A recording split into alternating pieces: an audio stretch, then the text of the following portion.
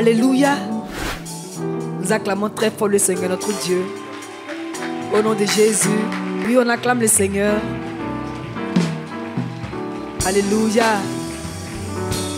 C'est une grâce, une bénédiction pour nous de nous assembler devant lui. Alléluia. C'est une bénédiction pour nous. C'est pourquoi tous les jours, nous devons nous réjouir lorsqu'il nous donne une convocation. Nous pouvons nous asseoir au nom de Jésus. Mais aujourd'hui, nous allons voir le dépouillement.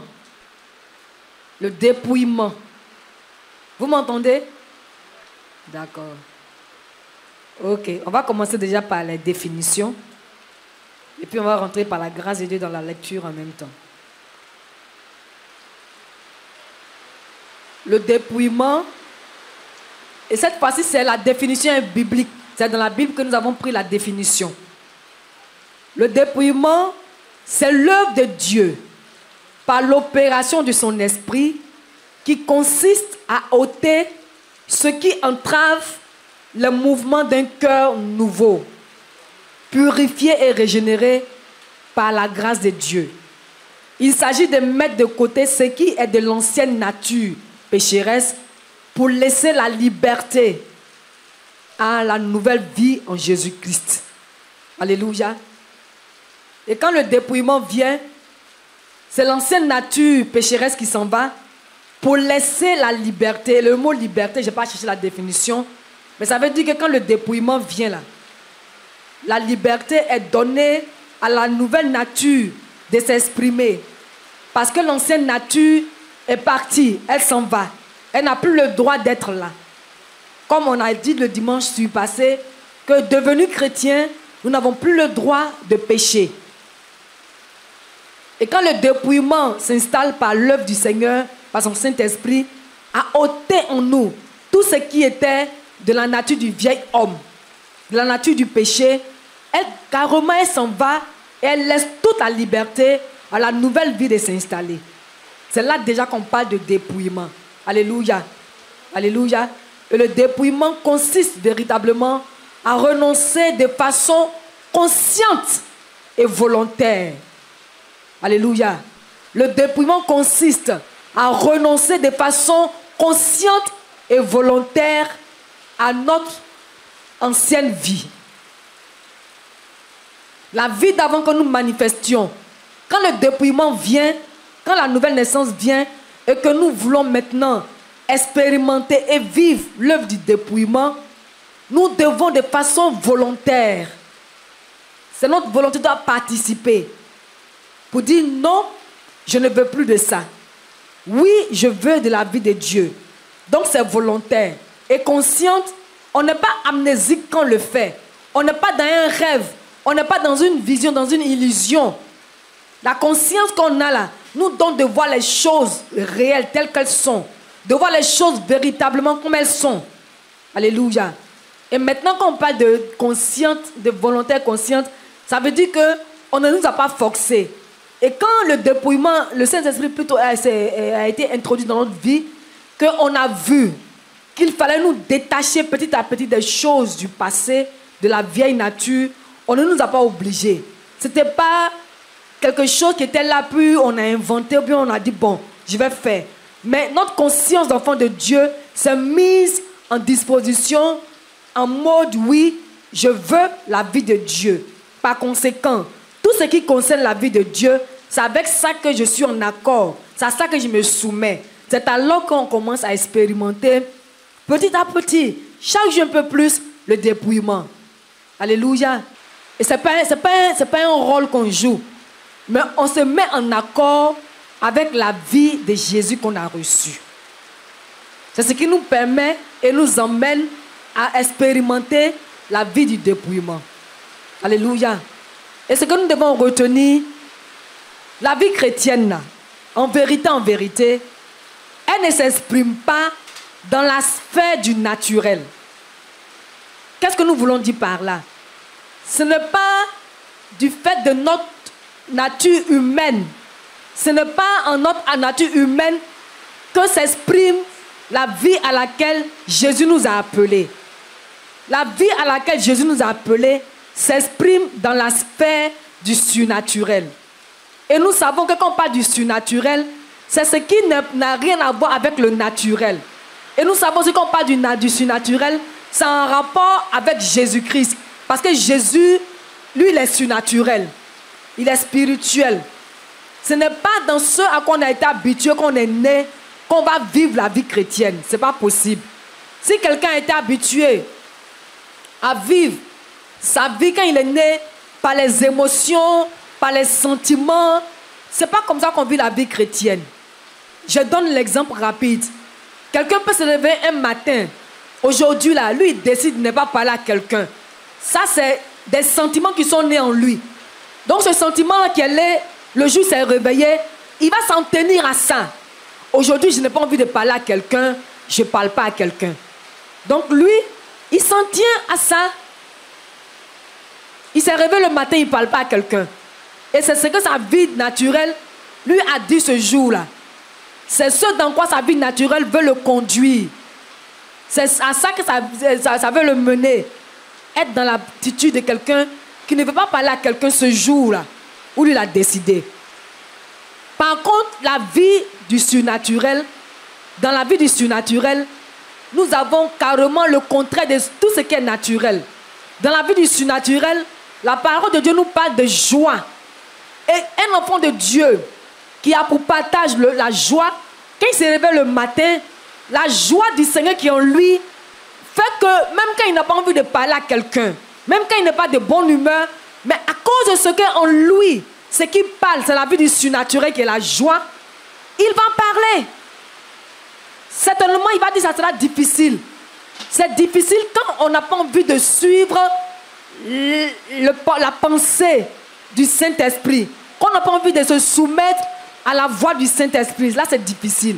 Mais nous, en tant qu'enfants de Dieu, nous avons reçu une vie surnaturelle. Et cette vie surnaturelle-là, en elle se trouve la joie. Et quand le matin nous réveillons, notre entourage, notre environnement, à l'intérieur de nous, nous nous disons que nous ne voulons pas être joyeux, nous ne voulons pas la personne. Mais la vie de Jésus qui est en nous, qui a mis en nous la joie, fait qu'on ne se laisse pas assujettir. On ne se laisse pas influencer par cette disposition de cœur avec laquelle on s'est réveillé, qui est celle de ne pas parler, donc de maintenir son cœur dans l'amertume, mais dans le manque de la joie. La vie de Jésus qu'on a reçue là, c'est une vie qui s'exprime dans le surnaturel. La sphère où elle s'exprime là, c'est le surnaturel. Et le surnaturel là, c'est Jésus.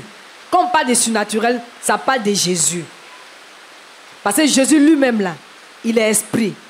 Une fois qu'on dit surnaturel là, c'est la réalité qui émane du domaine de l'esprit. Ça n'émane pas du domaine du naturel, comme nous. C'est là que je donne l'exemple de quelqu'un qui est chrétien, mais qui se réveille le matin, un jour, comme aujourd'hui, comme ça. Il dit, lui, il n'a pas envie de parler à quelqu'un. Et on sait les raisons pour lesquelles souvent on n'a pas envie de parler à quelqu'un. Souvent, on manque de paix, on manque de joie, ou bien on manifeste la colère, en tout cas, beaucoup de choses. Et j'ai pris la joie. Et je dis que pour cet enfant de Dieu qui s'est réveillé ce matin, qui n'a pas envie de parler à quelqu'un, peut-être qu'il n'a pas la joie, il n'est pas dans la joie, il ne va pas se laisser influencer, se laisser assujettir, parce que ses émotions, parce que les émotions émanent du naturel. Les sentiments, ça émane du naturel.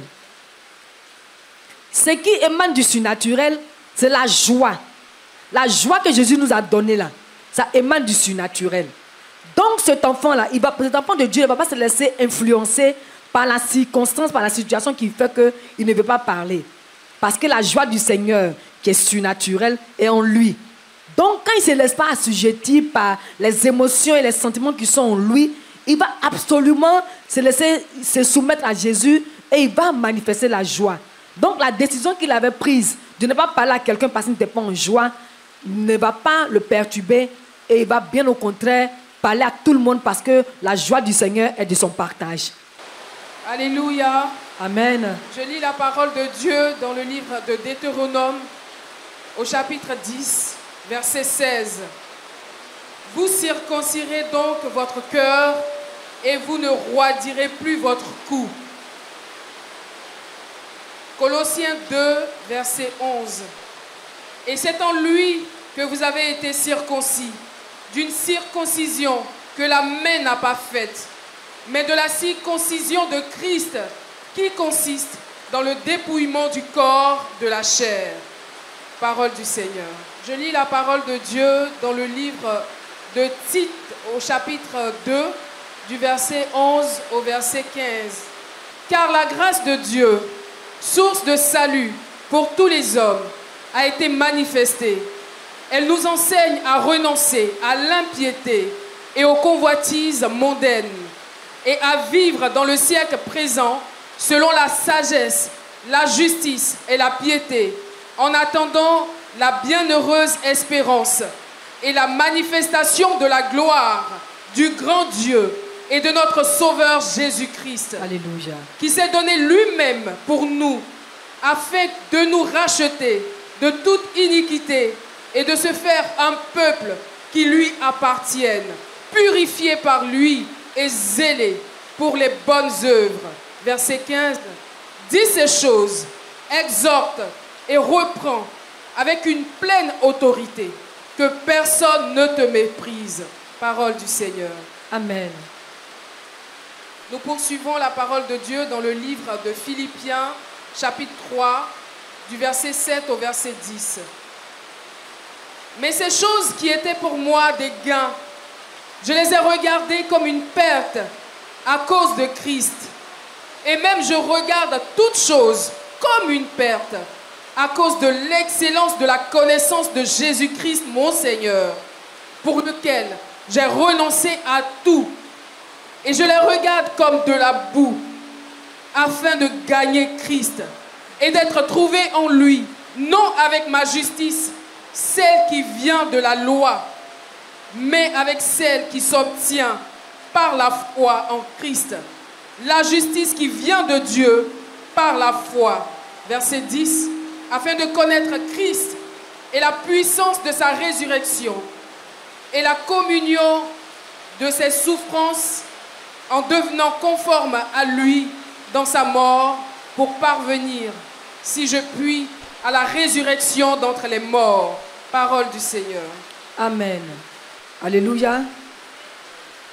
Nous avons dit, le dictionnaire nous a dit, le dictionnaire biblique, que le dépouillement, c'est l'œuvre de Dieu par l'opération de son esprit qui consiste à ôter ce qui entrave le mouvement d'un cœur nouveau, purifié et régénéré par la grâce de Dieu. Il s'agit de mettre de côté ce qui est de l'ancienne nature pécheresse pour laisser la liberté à la nouvelle vie en Jésus-Christ. C'est la définition du dictionnaire biblique. Et nous venons de faire cette lecture, plusieurs lectures, et nous allons maintenant commencer à présenter ce que notre Dieu veut qu'on reçoive ce matin en ce qui concerne le dépouillement. Alléluia. Et si ce matin nous parlons de dépouillement, ce n'est pas d'abord par rapport à la façon dont on a entendu ce thème. Moi, je me souviens que quand je me suis donné au Seigneur, l'on parlait de dépouillement, mais c'était d'abord à caractère physique, extérieur. Ce n'est pas négligeable, c'est important. Mais ce que nous devons savoir, tout à l'heure nous avons dit que la vie chrétienne, ça s'exprime dans une sphère du surnaturel. Et nous avons aussi dit que si un cœur ne s'ouvre pas en tant qu'enfant de Dieu, si quelqu'un n'ouvre pas son cœur à vivre dans le surnaturel, il est superficiel. Et pour ne pas être superficiel, il faut qu'on ait la connaissance de la parole de Dieu. Nous pouvons donner notre vie à Jésus. On peut nous donner des informations. Mais si ces informations-là ne viennent pas de la parole de Dieu, et si on ne les a pas reçues comme venant de Dieu, pour les recevoir et permettre au Saint-Esprit, comme la définition le dit, d'appliquer ces réalités éternelles dans notre cœur, nous allons vivre de façon superficielle. Qu'est-ce que je veux dire par là? Quand je me suis donné au Seigneur, l'on nous parlait des dépouillements. Mais ça s'accentuait beaucoup plus sur l'extérieur. Et j'ai dit que ce n'est pas négligeable. Parce que c'est de ce qui vient du cœur qui rejaillit sur l'extérieur. Mais l'erreur que nous avons faite en notre temps et en son temps, on a beaucoup mis l'accent sur l'extérieur. On ne se maquille pas, on attache foulard, on ne porte pas boucle d'oreille, on ne porte pas bijoux. Ce n'est pas mauvais. Je vais vous dire tout à l'heure pourquoi ce n'est pas mauvais. Mais ce que le Seigneur veut qu'on sache ce matin, ce n'est pas l'effet de l'extérieur. Parce que la vie chrétienne ne se vit pas à l'extérieur. Elle commence à se vivre déjà à l'intérieur. Et qu'est-ce qu'il y a à l'intérieur de notre vie? C'est le Saint-Esprit qui est à l'intérieur de notre vie. Donc c'est le Saint-Esprit qui nous apprend, quand notre cœur est ouvert à lui, à vivre la vie de Jésus. C'est pourquoi tout à l'heure nous avons dit que quand quelqu'un devient enfant de Dieu, qu'il n'ouvre pas son cœur à vivre la vie de Jésus sur la base du surnaturel, il devient superficiel. Et cette personne qui est superficielle là, elle peut te présenter quelque chose qui pour elle est en accord avec la parole de Dieu, en accord avec ce que Dieu a dit. Mais elle n'a pas la conviction, elle n'est pas sûre de ça. Mais comme on a dit de faire, elle est fait. Ça, c'est être superficiel. Qu'on n'est pas sûr de faire quelque chose, qu'on ne fait pas quelque chose avec vérité de cœur, qu'on ne fait pas quelque chose avec conviction. Et surtout, quand ce n'est pas quelque chose qui est sous-tendu par la parole de Dieu, et quand c'est quelque chose qu'on fait sans tenir compte du fait qu'on le fait par l'aide du Saint-Esprit. Voilà quelqu'un qui est superficiel. Vous voyez, non? Et quand je me suis donné au Seigneur, je ne me maquillais pas. Je ne mettais pas foulard, mais je mettais des foulards quand je devais prier. Je ne mettais pas rouge à lèvres. Et je me suis beaucoup plus contentée de faire ça. C'est ça qui pour moi me donnait l'impression que j'étais spirituelle. Alors que la vie du surnaturel là, c'est vie en Jésus par l'action du Saint-Esprit. Donc aussi longtemps une femme va faire le dépouillement extérieur, qu'elle n'a pas le dépouillement intérieur, le dépouillement extérieur n'a pas d'effet. Voilà une disposition superficielle. Alléluia. Et avant d'aller plus loin, je viens pour dire aussi que le fait qu'on ne se maquille pas, qu'on ne porte pas de boucles d'oreilles, qu'on ne mette pas de mèches, tout ça là, ce n'est pas des choses qui nous empêchent de voir Jésus. Mais si quelqu'un, l'apôtre Paul a dit dans sa parole, tout est permis, mais tout n'est pas utile. Si quelqu'un juge bon, pour lui-même sa consécration extérieure, à ne pas porter des mèches, à ne pas porter de boucles d'oreilles, à ne pas se maquiller, on ne doit pas juger la personne. C'est une décision qu'elle a prise. Mais pour l'expérience que j'ai faite et pour la révélation de la parole de Dieu que j'ai connue par rapport à cela, je sais que si quelqu'un a consacré sa vie à Jésus, qu'il veut vivre dans la consécration à Jésus, toutes ces choses-là n'ont plus une valeur estimable pour lui. Qu'il te stresse à un mèche ou pas, ce n'est pas un problème pour toi. Que tu te maquilles ou pas, ce n'est pas un problème pour toi. Parce que déjà à l'intérieur, Jésus t'a dépouillé. Le dépouillement se passe à l'intérieur. Et le dépouillement consiste à quoi? À renoncer de façon volontaire et consciente à l'ancienne vie. Alléluia. Une personne qui a renoncé au mensonge ne va plus, à partir de son foulard ou de son foulard qu'elle ne m'aime pas, soit prouver aux gens qu'elle ment ou qu'elle ne ment plus. Alléluia. Et quand tu ne mens plus devant les gens, tes frères, et ça perturbait les soeurs à l'époque. Je me suis donné au Seigneur dans les années 90. Ça a perturbé beaucoup de personnes. Quand elles voient les frères, elles ont une attitude de piété. C'est là que le danger se présentait. Mais quand ils ne sont pas devant les frères, elles ne manifestent pas cette attitude de piété. Et c'est là que le danger se présentait. Quand quelqu'un est pieux, ça se prend déjà à l'intérieur, à la source qui est Jésus. Parce que c'est Jésus qui est celui qui nous a donné la foi. Et c'est celui qui consomme notre foi. C'est Jésus qui a produit en nous les dispositions qui font que On veut que notre piété soit extérieure. J'ai fait mention de cela parce que moi, ça m'a fatigué et ça fatiguait les sœurs en crise de mon époque. On pensait que c'était l'extérieur qui faisait que tu es spirituel. Donc on te voit avec des boucles d'oreilles, tu n'es pas dépouillé. On te voit avec des mèches, tu ne te dépouilles pas. Alors que le dépouillement se passe à l'intérieur. Et c'est la semaine dernière que le Seigneur a attiré mon attention, qui m'a donné ce passage. C'est pour aujourd'hui lever l'équivoque et puis nous éclairer sur la vie du dépouillement. Alléluia. Le dépouillement là, c'est quand on permet au Saint-Esprit d'ôter de notre vie la puissance et le pouvoir de la nature adamique. Le dépouillement, c'est laisser carrément de côté la vie adamique. Alléluia. J'ai dit le dimanche surpassé que si quelqu'un veut laisser la vie de péché là, il peut. Souvent on négocie parce que ça nous plaît. Ça nous plaît. Faire palabre nous plaît. Mentir nous plaît. La chair prend plaisir à ça. La chair aime les choses bizarres, de confus. Là. La chair aime ça.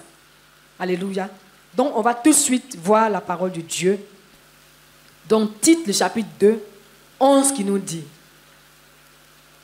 car la grâce de Dieu, source de salut pour les hommes, a été manifestée. La grâce de Dieu, c'est Jésus.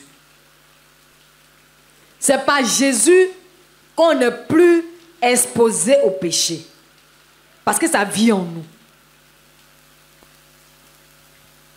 Elle nous enseigne à renoncer à l'impiété et aux convoitises mondaines et à vivre dans le siècle présent, selon la sagesse, la justice et la piété. Nous avons déjà dit ici que le siècle présent, là, ça fait allusion à tout ce qui n'a rien à voir avec la vie en Jésus. Vous voyez, non? La vie du diable. Tout ce que les gens font sur la terre ici, là, ce n'est pas en accord avec Jésus. Tout ce qui est mal que les gens font sur la terre, là, ce n'est pas en accord avec Jésus. Le vol n'est pas en accord avec Jésus. La drogue n'est pas en accord avec Jésus. Alléluia. Et la grâce de Dieu qui a été manifestée, Jésus, nous enseigne à renoncer. Nous avons dit le dépouillement, c'est renoncer de façon volontaire et consciente à la manifestation de la vie adamique qu'on pratiquait avant, qu'on n'était pas encore devenu des chrétiens. Alléluia. Elle nous enseigne à renoncer à l'impiété, aux convoitises mondaines et à vivre dans le siècle présent selon la sagesse, la justice et la piété. Et on nous dit encore, je lis rapidement le verset 14, qui s'est donné lui-même pour nous, afin de nous racheter de toute iniquité et de se faire un peuple qui lui appartienne, purifié par lui et zélé pour les bonnes œuvres. Alléluia. Le verset 14 nous dit que Jésus, la grâce qui a été manifestée, là, qui est venu nous enseigner à renoncer au péché, ce n'est pas quelque chose qu'il a fait comme ça par hasard. Jésus n'est pas un intrus dans notre vie. Alléluia. La grâce de Dieu, là, dont Colossiens et Tite 2 nous parlent, verset 11, là, c'est Jésus.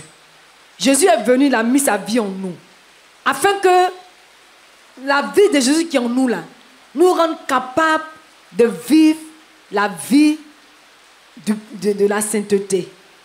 La vie qui présente le fait qu'on a effectivement renoncé à la vie adamique. Alléluia. Et je viens de dire que Jésus n'est pas un usurpateur, nous concernant. Il n'est pas un intrus, nous concernant. C'est ce que le verset 14 dit ici.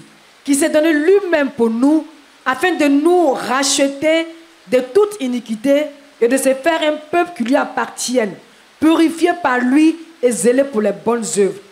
On appartient à Jésus. Il a travaillé pour nous donner la vie qui va nous apprendre à faire, à produire de bonnes œuvres. Donc nous étions au verset 14 et Tite 2. Qui s'est donné lui-même pour nous afin de nous racheter de toute iniquité et de se faire un peuple qui lui appartienne, purifié par lui et zélé pour les bonnes œuvres. Donc nous disions que Jésus n'est pas un usurpateur concernant la vie qu'il nous a donnée, qu'il veut qu'on vive. Il n'est pas un intrus. C'est sa vie là qu'il a mise en nous. Et cette vie-là, elle est sans tache, elle est sans péché. Et cette vie mise en nous, nous apprend la grâce de Dieu à renoncer à l'impiété et aux convoitises mondaines et à vivre dans le ciel présent selon la sagesse, la justice et la piété. Alléluia. Et le verset 14 nous dit, il a fait ça afin que on lui appartienne. Alléluia. Quand il s'est donné là, c'est afin de nous racheter de toute iniquité. Iniquité, c'est le péché. C'est pour nous dire que ce que Jésus nous demande là, ce n'est pas quelque chose qu'on va aller imaginer, qu'on va inventer. Il a déjà pourvu à ça. Il a pourvu à ça. C'est pourquoi, et puis il ne nous oblige pas, mais nous encourage à vivre la vie qu'il nous a déjà donnée. Parce que si quelqu'un possède un bien qui n'use pas de cela, ce n'est pas bien. C'est comme si la personne s'est fait du mal à elle-même. Quelqu'un qui a une maison en ces temps où il pleut et qui s'en s'est couché au dehors. Tout ce qui lui arrive là, ce n'est pas quelqu'un qui lui a voulu ça, c'est lui-même qui s'est voulu ça. Donc quand Jésus dit qu'il nous a rachetés de toute iniquité, c'est parce qu'il a pourvu à ça. Et c'est ce que la parole de Dieu nous dit, son œuvre accomplie à la croix de Golgotha. Donc quand Jésus nous dit de renoncer à la vie adamique, c'est avec raison et c'est avec justice. Alléluia. Il n'est pas venu nous imposer une vie qui n'est pas vraie, une vie dont il n'a pas l'information, dont il n'a pas la connaissance et dont il n'a pas le pouvoir. Il connaît cette vie-là. Il a le pouvoir de la faire vivre, de la faire manifester en celui qui a dit oui à Jésus. C'est pourquoi la vie de dépouillement, là, ce n'est pas quelque chose d'anodin. Ce n'est pas quelque chose aussi qu'on peut dire que je peux m'en passer, non. Une fois qu'on devient chrétien, on a lu la définition de dépouillement, une fois qu'on devient chrétien, la vie de Jésus qu'il a introduite en nous, là, nous met déjà dans les dispositions de vivre cette vie de dépouillement. Alléluia. Et il nous faut maintenant coopérer, notre volonté et puis notre décision nous donne maintenant d'expérimenter véritablement la vie de dépouillement. Alléluia. Et Paul nous dit ici que Jésus a fait de nous son peuple. On lui appartient.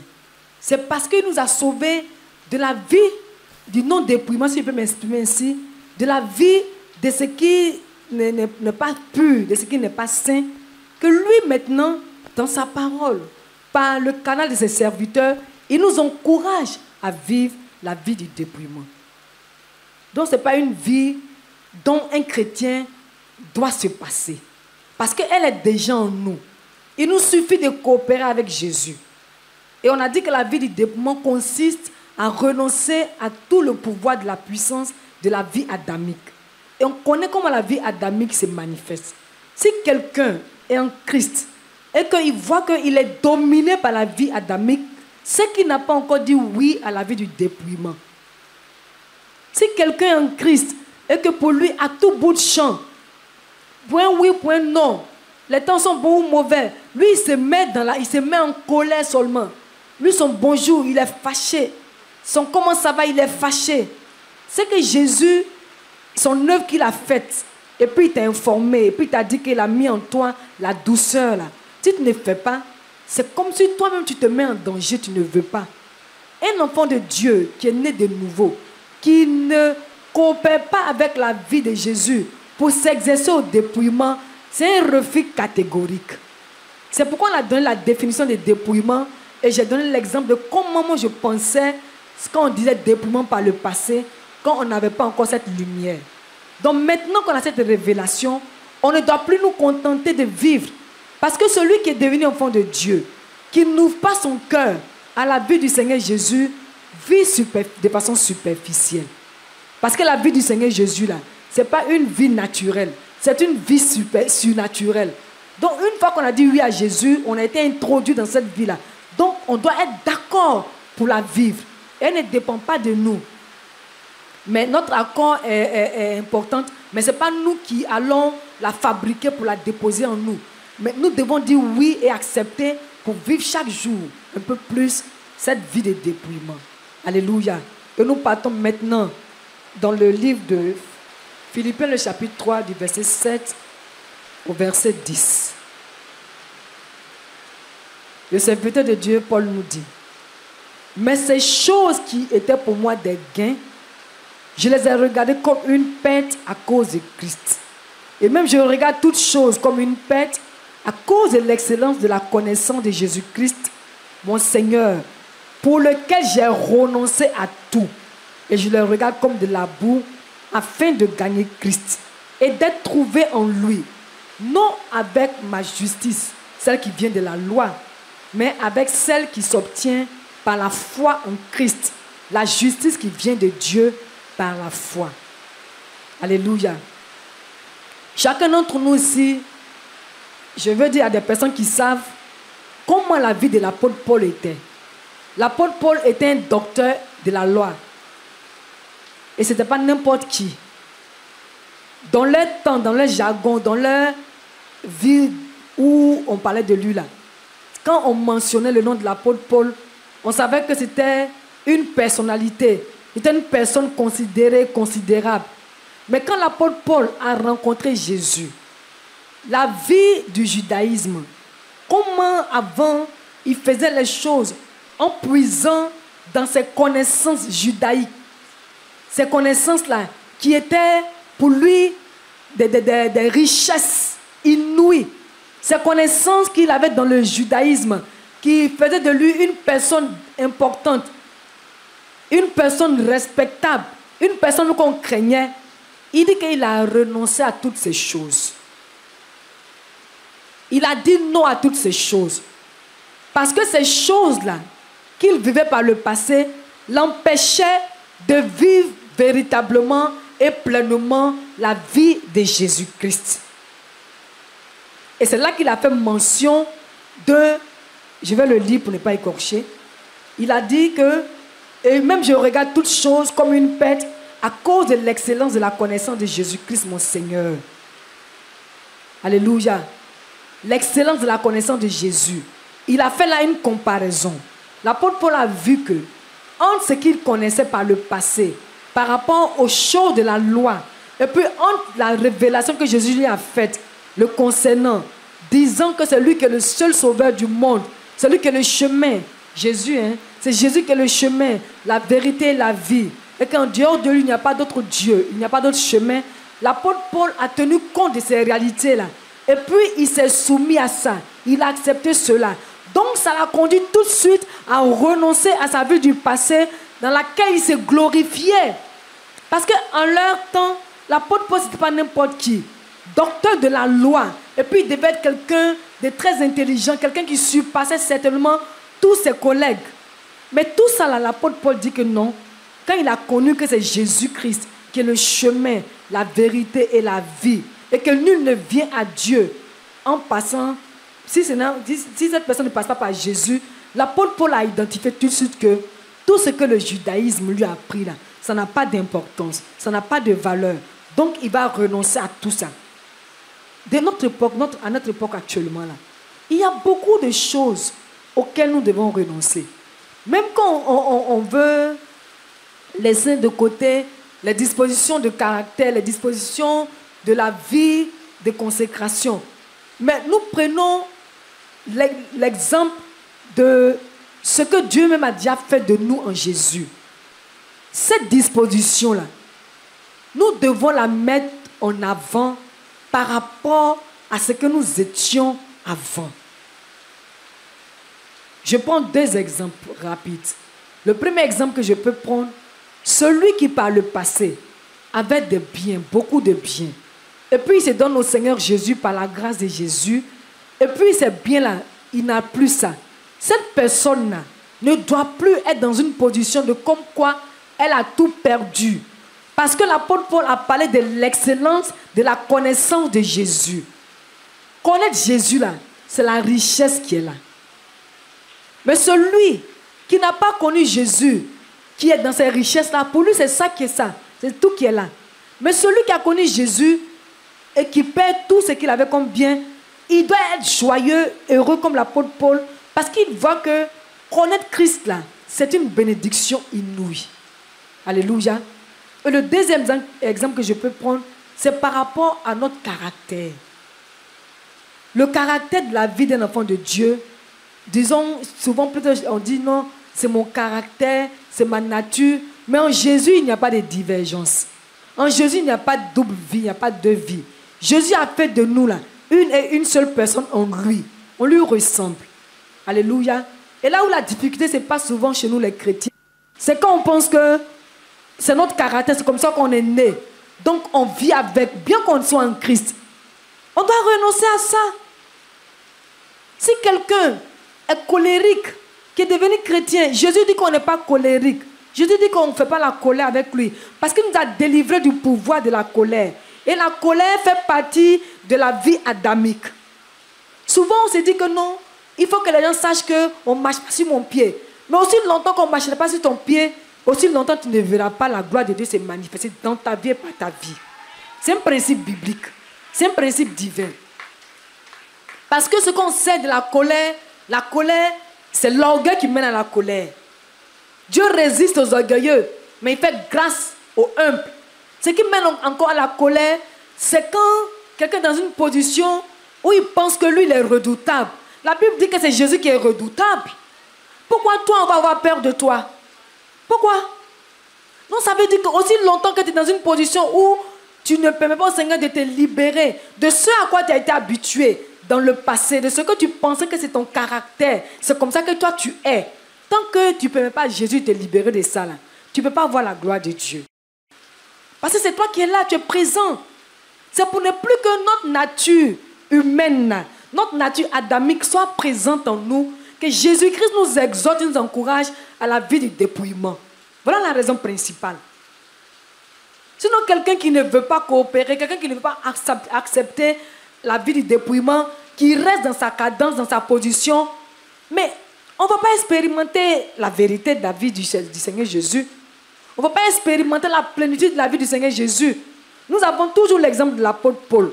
On a vu comment quand l'apôtre Paul a commencé à servir Jésus, quand il a vu Jésus, comment l'apôtre Paul a laissé carrément son passé derrière. Maintenant, il courait vers la vie de Jésus pour chaque jour saisir les choses qui sont en Christ. Voilà ce à quoi Jésus nous a appelés. C'est pourquoi c'est nécessaire pour nous de nous soumettre à Jésus pour qu'il œuvre en nous, pour qu'on puisse chaque jour un peu plus à renoncer au pouvoir de la vie adamique. Ce pouvoir n'est plus en vigueur en nous. Ce n'est plus en vigueur. Mais c'est par notre manque de coopération avec notre Dieu qu'on continue de vivre cette vie-là. On ne coopère pas avec Dieu. Parce que d'une part, on prend plaisir à cette vie, et d'autre part, on se dit que non, c'est trop difficile, on peut pas s'en défaire. Si l'apôtre Paul en a été défait, nous aussi on peut s'en défaire.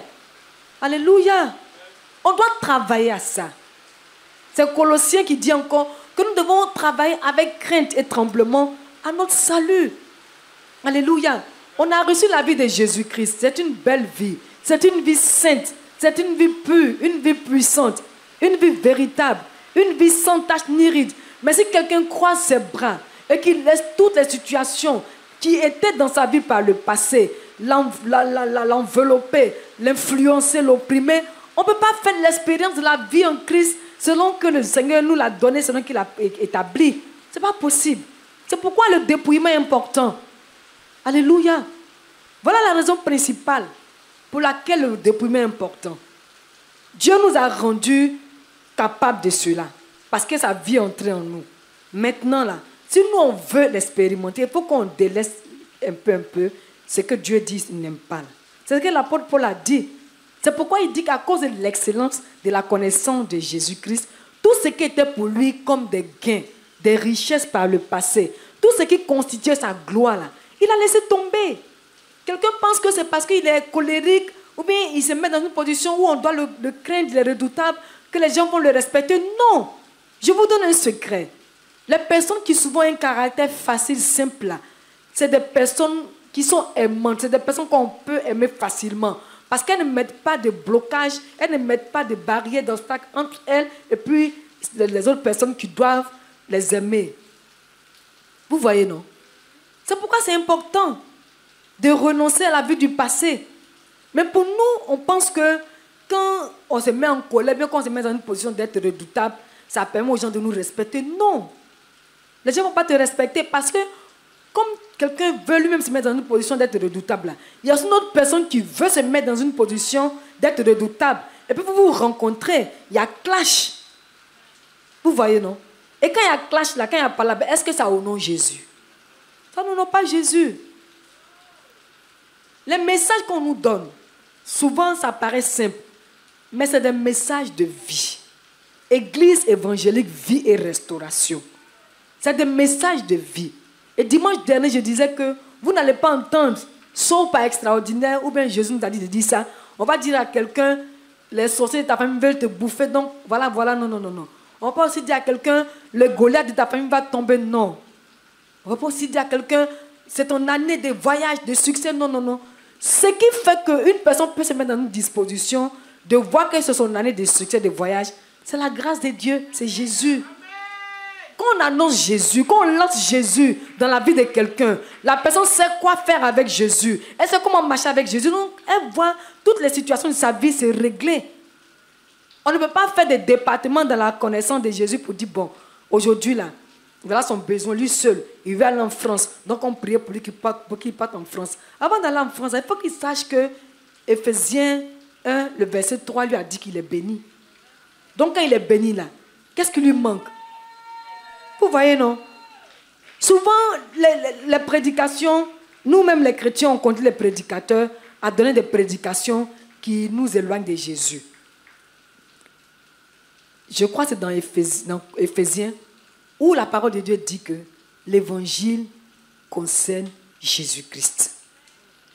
Une parole de Dieu, un évangile qui est annoncé sans faire mention à Jésus, sans poser le fondement sur Jésus, sans attirer l'attention de celui qui entend la parole de Dieu sur Jésus, qu'on veut attirer l'attention de la personne sur son besoin, ce n'est pas la vérité. Parce que la vérité de Jésus vient te montrer lui Jésus. Parce que c'est en lui que tout se trouve. C'est en lui que se trouve toute la plénitude. Alléluia. On ne peut pas faire des cas isolés. Non, ce n'est pas possible. Et nous continuons toujours. Il dit, oui, et même ça c'est le verset 9, et d'être trouvé en lui, non avec ma justice, celle qui vient de la loi, mais avec celle qui s'obtient par la foi en Christ, la justice qui vient de Dieu par la foi. Tout à l'heure, nous disions que la vie de Jésus qu'on a reçue là, elle est en nous. Et c'est par la foi qu'on la reçoit.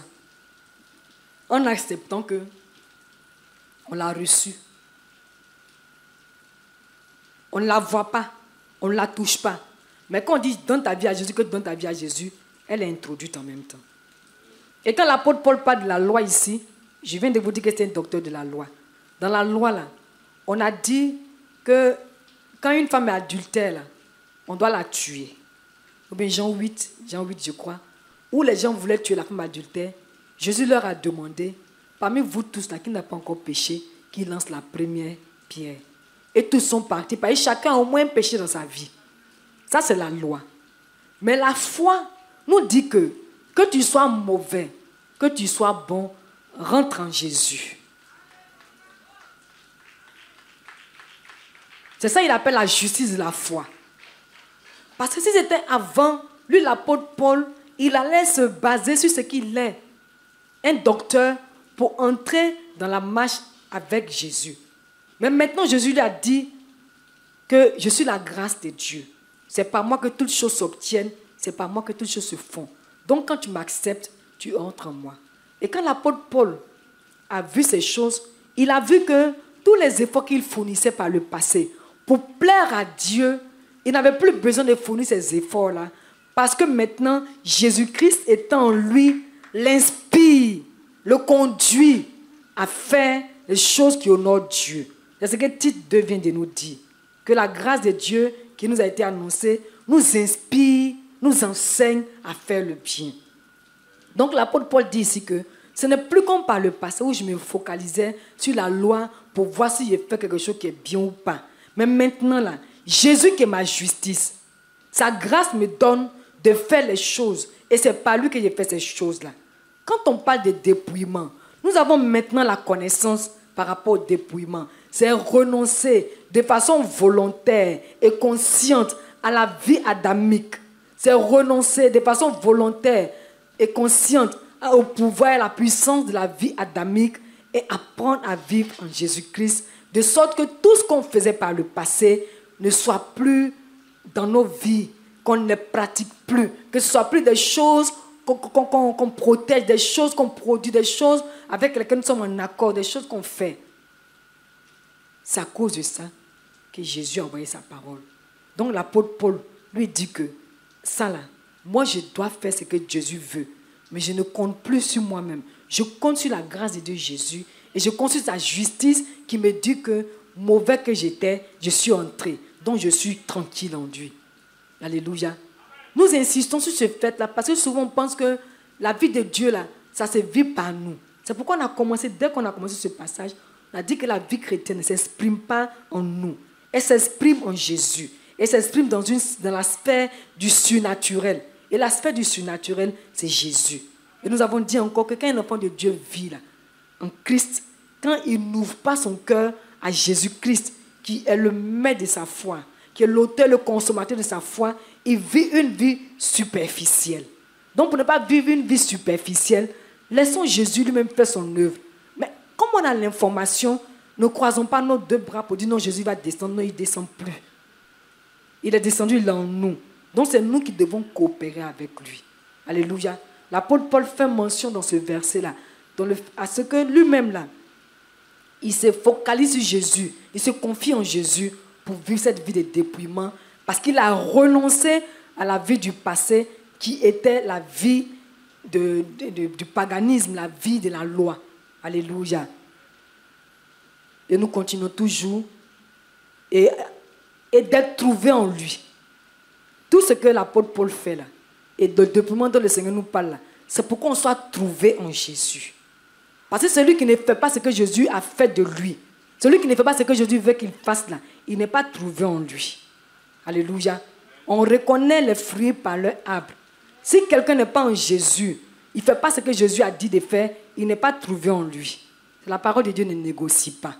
La parole de Dieu ne dit pas non, il fait ses efforts bien, comme il est chrétien, souvent, non, non, non.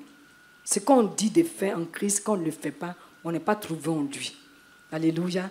Et le verset 10 nous dit, afin de connaître Christ et la puissance de sa résurrection et la communion de ses souffrances, en devenant conforme à lui dans sa mort. Alléluia. Alléluia. Nous avons dit tout à l'heure que Jésus est mort, c'est pour le péché. Il allait mourir à la croix, c'est pour le péché. Alléluia. Et quand lui, dans ce verset, quand il dit, afin de connaître Christ et la puissance de sa résurrection, ce n'est pas la connaissance visuelle, c'est la connaissance spirituelle. Est-ce qu'on me suit? Ce n'est pas la connaissance visuelle, parce que l'apôtre Paul n'a pas vu le Jésus-Christ vis-à-vis.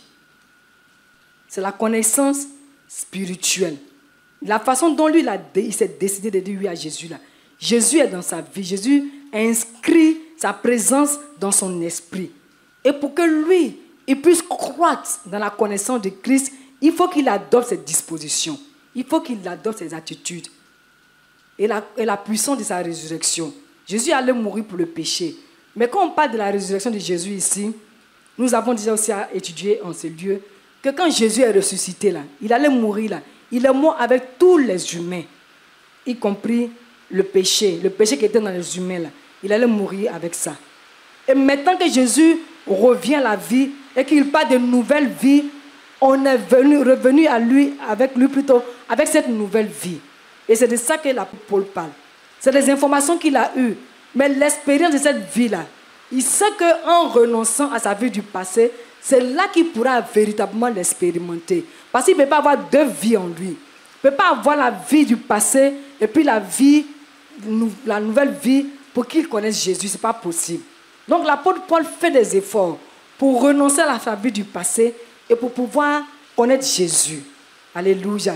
Et il parle de la communion de ses souffrances. Alléluia. Ce passage-là peut nous inspirer et nous inspire de comment Jésus allait souffrir à la croix à cause de nos péchés. Concernant le dépouillement dont on parle maintenant, et concernant la vie en Jésus-Christ, ce n'est pas une souffrance émotionnelle, ce n'est pas une souffrance physique, ce n'est pas une souffrance psychique, ni morale, mais c'est une souffrance que si on ne permet pas au Seigneur de nous conduire à vivre en lui, par son pouvoir, par sa puissance, c'est une souffrance que notre esprit peut connaître. Parce qu'il aura dualité, il aura lutte. Notre esprit, lui, il est d'accord du fait que désormais, il vit en Jésus. Et nous, comme on n'a pas appris à vivre en Jésus dès le départ, notre esprit, quand on a reçu Jésus, il est déjà dans la dynamique de Jésus ou rien. Donc, quand nous, maintenant, dans notre disposition de cœur, parce que nous ne voulons pas coopérer, nous ne voulons pas nous ouvrir notre cœur, on va être dans cette lutte-là. Donc, ça va nous faire souffrir. Vous convenez avec moi que quelqu'un qui est dans une perpétuelle disposition de faire un péché, de commettre des péchés, bien qu'il soit en Christ, vous voyez que c'est la souffrance. Qui ne voit pas ça comme ça? Je donne encore un exemple à l'appui. Toi, tu es en Jésus. Dans ton quartier, tout le monde sait que tu es chrétien. Mais c'est toi qui me fais palabre. Quand on passe ici, c'est la sœur en Christ. Elle vient de mordre cette femme. C'est la sœur en Christ. Elle vient d'enlever l'oreille de cette femme. Et puis tu viens dimanche à l'église, tu lèves tes deux mains. Vous voyez, non? Et la souffrance part d'abord de deux points. Le premier point, sur le plan naturel, les gens te voient, ils t'ont en aversion. Parce que tu n'as pas une attitude agréable. Dans le quartier, tout le monde est ton ennemi. Même si on dit que quelqu'un a un cœur dur comme caillou, est-ce que tu n'as pas souffert? Tu as souffert, non? Tu vas donner l'impression aux gens devant les gens que tu es une Django, mais en réalité, tu es isolé. Tu n'as pas quelqu'un avec qui tu peux parler. Et quand quelqu'un est isolé, vous voyez comment c'est triste. Tu vas souffrir. Mais dans l'autre point, sur le plan spirituel, comme notre esprit a reçu la vie de Dieu, elle est déjà dès le premier jour en accord avec la nouvelle position que Dieu lui a donnée en Jésus-Christ. Donc elle maintenant, elle va nous interpeller, elle va agir, elle va faire de sorte que ce que nous faisons, qui n'est pas bien devant Dieu, elle va nous interpeller pour qu'on puisse renoncer à ça. Mais comme nous ne sommes pas dans une position de coopérer avec Dieu, nous ne voulons pas ouvrir notre cœur. Donc ça fait que, tandis que notre esprit qui est en nous, nous dit fais ci pour la gloire de Dieu, nous aussi qui ne voulons pas faire quelque chose pour la gloire de Dieu, nous sommes là, nous sommes perturbés. Pour un enfant de Dieu, qui ne vit pas selon les principes de la vie de Dieu, il est perturbé. Vous n'allez pas me dire le contraire. Si on dit chrétien, ne pêche pas, et puis toi, tous les jours, c'est le péché qui est ta vie, tu aimes ça là, tu es perturbé. Et pourquoi on est perturbé? Parce que le Saint-Esprit est là. Le Saint-Esprit, il ne renonce pas au don qu'il nous a fait. Hein. La semence qu'il a mise en nous, il n'a pas renoncé à ça. Nous sommes perturbés parce qu'il y a dualité, il y a combat.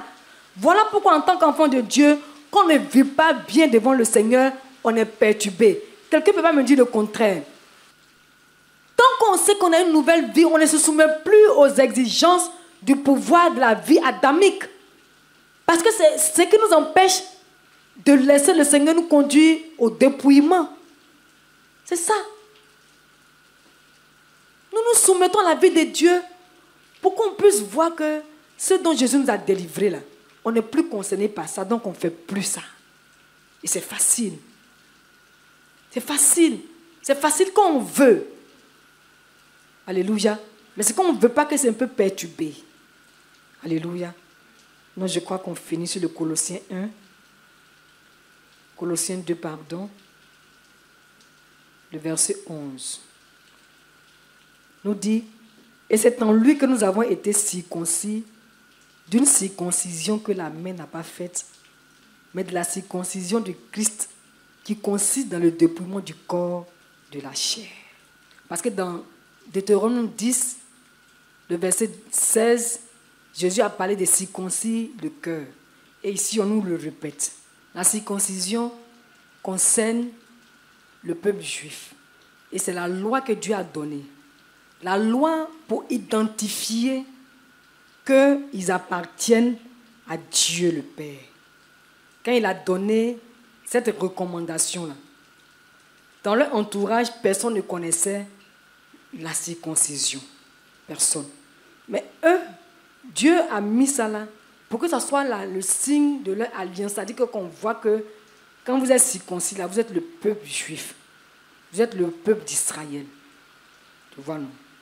Maintenant, quand dans ce verset, on nous parle de circoncision, la circoncision, la définition d'enlever le prépuce de l'enfant mâle.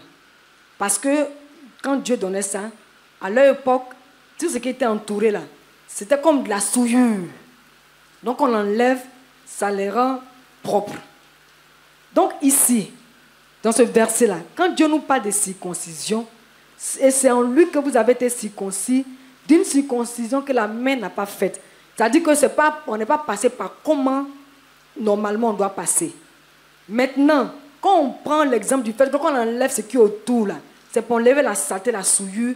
Quand on a été circoncis, là, Dieu a enlevé en nous la saleté, la souillure. Vous voyez, non? Parce que c'est les souillures, la saleté, là, qui est vue comme Dieu, qui est vue par Dieu comme péché.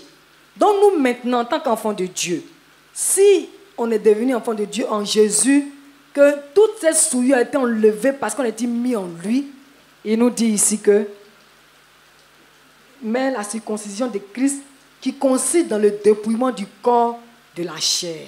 Alléluia. Donc quand cette circoncision s'est passée, nous maintenant, en tant qu'enfants de Dieu, là, ça nous conduit au dépouillement de la chair. Et qu'on a cité les œuvres, ce qui fait qu'on peut dire qu'on n'est pas dépouillé, c'est tout ce qui est en rapport avec la chair. Et quand on parle de la chair, ça fait appel, allusion à la vie adamique. Tu vois, non? Parce que la vie adamique, quand on parle de la vie adamique, c'est le péché. Et c'est de ça que Jésus nous a délivrés. Et maintenant, quand il parle ici, il dit, c'est en lui que vous avez été circoncis d'une circoncision que la main n'a pas faite. Ça veut dire que ce qui nous est arrivé, ce qu'on est devenu en Jésus, là, ce n'est pas quelqu'un qui a fait pour nous. Ce n'est pas la main de quelqu'un comme par le passé. Et puis, ce n'est pas quelqu'un aussi qui nous a donné le pouvoir de devenir ce que nous sommes actuellement enfants de Dieu. Mais c'est Jésus. C'est Jésus. Donc, quand ça se passe comme ça, c'est nous maintenant, ayant soumis notre volonté à Jésus, pouvons chaque jour un peu plus laisser le Seigneur nous conduire à lui pour pouvoir nous éloigner des œuvres de la chair qui consistent dans le dépouillement des œuvres, non, les œuvres mortes qui consistent dans le dépouillement des œuvres de la chair. Alléluia. C'est pratiquement la même chose, c'est des synonymes, mais les œuvres mortes là, c'est toutes les œuvres qui conduisent à la mort, qui sont déclarées comme des œuvres qu'on fait, et puis si tu ne fais pas attention là, ça te tue, spirituellement, moralement comme physiquement. Le Saint-Esprit m'a dit, parce qu'il m'a donné le thème, je lui ai demandé, on fait comment? Par la grâce de Dieu, quand le Seigneur donne le thème là, on lui demande. Ce n'est pas nous-mêmes qui on connaît pas, puis on vient écrire, on lui demande. Je lui ai demandé, on fait comment? Le Saint-Esprit m'a dit, il m'a dit, volontaire et consciente. Alléluia. La dame qui est là. Oui, mettez vos mains au niveau de vos yeux, puis tournez bien. Tournez bien, les yeux, pas le visage. Voilà, tournez bien. Je chasse l'aveuglement et la cécité tout de suite et maintenant même. Au nom de Jésus. Au nom de Jésus. Au nom de Jésus. Levez vos mains. Vous êtes marié, divorcé, concubine, marié. Mais où est votre alliance? Vous n'avez pas voulu porter. Ça flottait. Il faut réduire quoi? D'accord. C'est que le Seigneur m'a dit là, je ne vais pas vous dire, mais j'ai pris pour ça. Tapez le bas de votre dos. Le bas. Tapez bien. Tapez bien. Maintenant, faites de sorte à mettre les personnes qui sont là pour la première fois à part. Tous ceux qui sont là pour la première fois. Donc, quand j'ai fini de prier pour elle, à la part. Tape bien le bas du dos.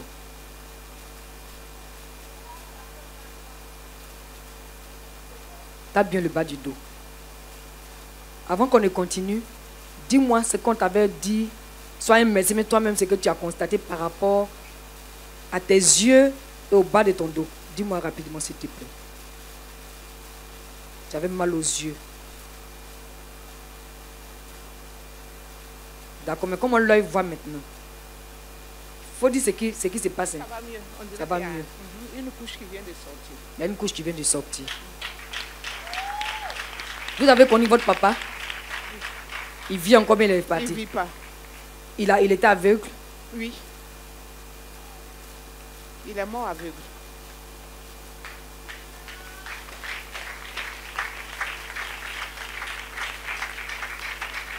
Frottez l'autre œil.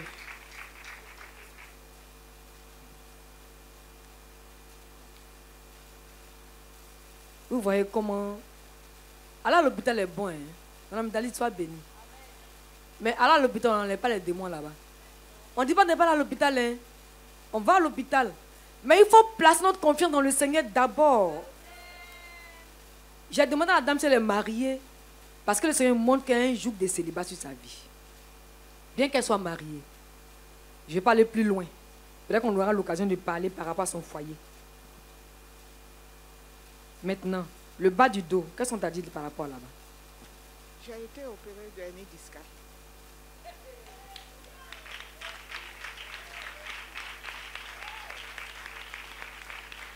Mais comment tu sens actuellement? Ça va même. Ça va. Mais avant qu'on efface la prière, comment tu sentais? J'ai mal parce que j'ai mal. Tu avais mal. J'ai toujours mal au bas du dos. Mais actuellement, ça va bien. Oui, ça va mieux. Il faut t'accroupir juste un peu. Juste un peu. Juste un peu.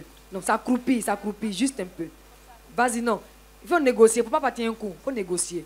Avant ça, Madame Cabran, voici tous ces os sont complets. Dans le dos, là. Il faut voir, s'il te plaît. Si ce n'est pas au complet, on va faire pousser ça par la puissance de Jésus. Ce n'est pas au complet. C'est pas au complet. C'est pas au complet. Prophète, c'est pas au complet. Enlève ta main rapidement. Et puis observe bien tes yeux. Elle veut dire quelque chose. Mais laissons. Jésus a déjà dit, Madame Cabran, regarde encore tes yeux. C'est sur nos yeux que ça va pousser. Regarde encore, Madame Cabran. Tu as vu que l'os n'est pas au complet, non? Maintenant, il faut caresser doucement. Ça va pousser. Même si tu vois que c'est sorti petit, toi, rends gloire déjà à Jésus. Caresse. Doucement. Doucement.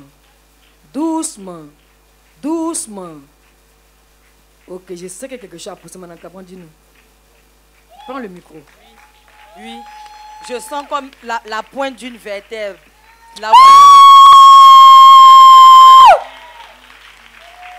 C'est ce que Jésus m'a dit. Elle met sa main. Avant de parler, qu'elle met sa main pour qu'elle constate aussi. Comme une petite pointe. Je voulais dire quelque chose. Pendant l'intervention, on m'a enlevé 2 disques. Et c'est ce qui vient de pousser.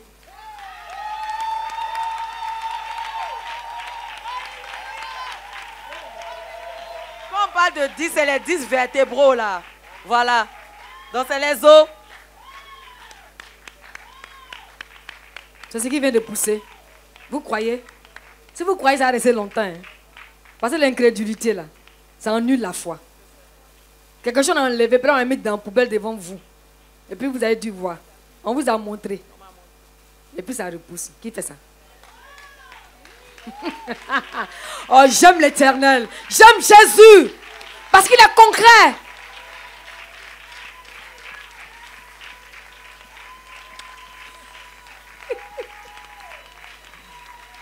Et qui vous a invité? Odile, c'est la soeur Odile. C'est ta soeur, c'est ta tata, ta maman, ta mère biologique, ta maman chérie. Mais vous avez le même teint quand même. Ok, maintenant, je n'ai pas tout dit. C'est votre intimité.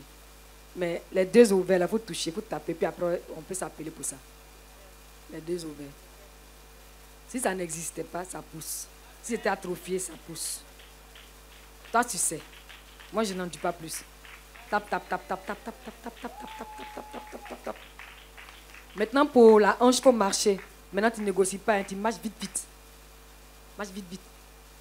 Et vous voyez, non?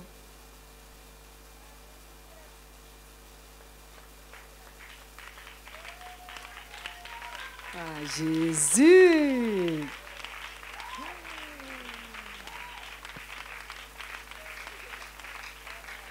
Le Seigneur vous a délivré de l'aveuglement, de la paralysie et du divorce.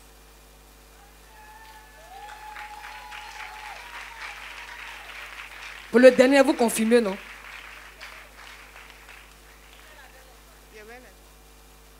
Vous aviez l'intention de divorcer. C'était l'esprit de divorce, de célibat qui était sur votre vie, qui voulait vous retirer de votre foyer. Mais Jésus a tout rétabli. S'il a rétabli, ce que toi-même tu ne vois pas, qu'on l'a enlevé, puis tu as vu, on a jeté là. Ce n'est pas le foyer qui est physique qui n'est pas rétabli. Alléluia. Gloire à Jésus. Et puis il y a quelque chose que le Seigneur m'a mis à cœur. J'ai dit une fois, mais au départ, quand je disais, ce n'était pas trop chose, mais j'en suis pleinement convaincu. Quand le Seigneur utilise un d'entre nous, je ne parle pas à nous, notre nom, mais moi personnellement, que le Seigneur vous fait du bien, il est tellement content, ne me donnez pas d'offrande. Ne faites pas enveloppe, me donner. Faites dans le tronc. Parce que je n'ai pas le pouvoir de faire ça. Il y a une soeur pour qui j'ai prié qui était très souffrante, elle avait le cancer, tout ça, en même temps le Seigneur l'a guérie. Elle dit, oh, je n'ai pas d'offrande à te faire. Quand je vais arriver en Europe, quand en Europe, là-bas, quand un pasteur prie pour toi, tu donnes l'argent. Ça m'a fait quelque chose. Donc après, quand je prie pour les gens qui envoient enveloppe, je dis non, je ne prends pas. Maintenant, si le Seigneur vous met à cœur un jour, Pasteur Da Silva, tu as une offrande. Pasteur Sigé, tu as une offrande. Pasteur Jérémie Esther, tu as une offrande. C'est merveilleux. Mais si c'est parce que quelqu'un d'entre nous, après, vous venez d'une offrande, pour l'instant, dans mon entendement, ce n'est pas bien positionné. Il faut dire que la révélation de Jésus évolue. Si un jour me dit de faire ça, mais pour l'instant, là, c'est vraiment pleinement dans mon cœur. Parce que moi, je ne peux pas racheter le sang de quelqu'un. Que le Seigneur nous bénisse.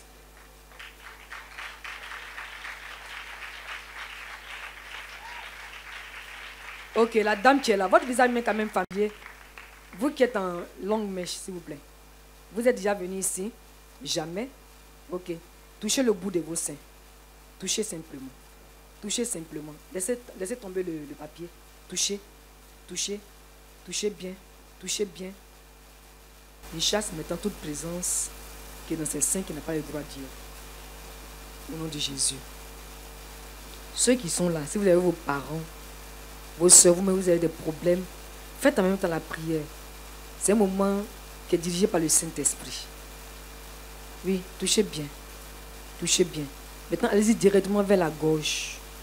Vers votre gauche. Oui, tapez. Tapez. Tapez bien. Ok, par rapport à la gauche, qu'est-ce que vous aviez ces temps-ci bien depuis un moment ou bien à quelque temps passé au niveau de la gauche, vous aviez quoi? Je me souviens qu'au lycée, il y avait des périodes où, en janvier, juste après les fêtes de Noël, je perdais un peu la voix. C'est comme si j'étais un peu grippée puis la voix. Enlevez la main. Madame, il faut vérifier. Madame Chose, il faut vérifier les cordes vocales là, s'il te plaît. Il faut vérifier. Vérifie simplement, puis tu me dis. Vérifie simplement, tu me dis. S'il te plaît. Il y a une hypertrophie de corps vocal. Il faut parler le français comme tu comprends. Pardon. Ça grossit. C'est comme ça se dilate. C'est normal, mais c'est anormal. Non, pardon, c'est anormal. Il faut caresser. Doucement. Quand tu es édifié, il faut nous dire en même temps. Toi, quand tu es édifié, toi, tu retiens un témoignage quand tu tournes sur tes oreilles. Il faut faire. Il faut faire.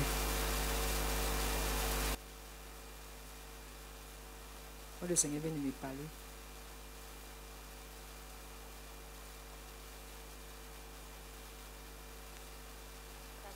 Il faut parler dans le micro pour nous tous, Madame Cabra.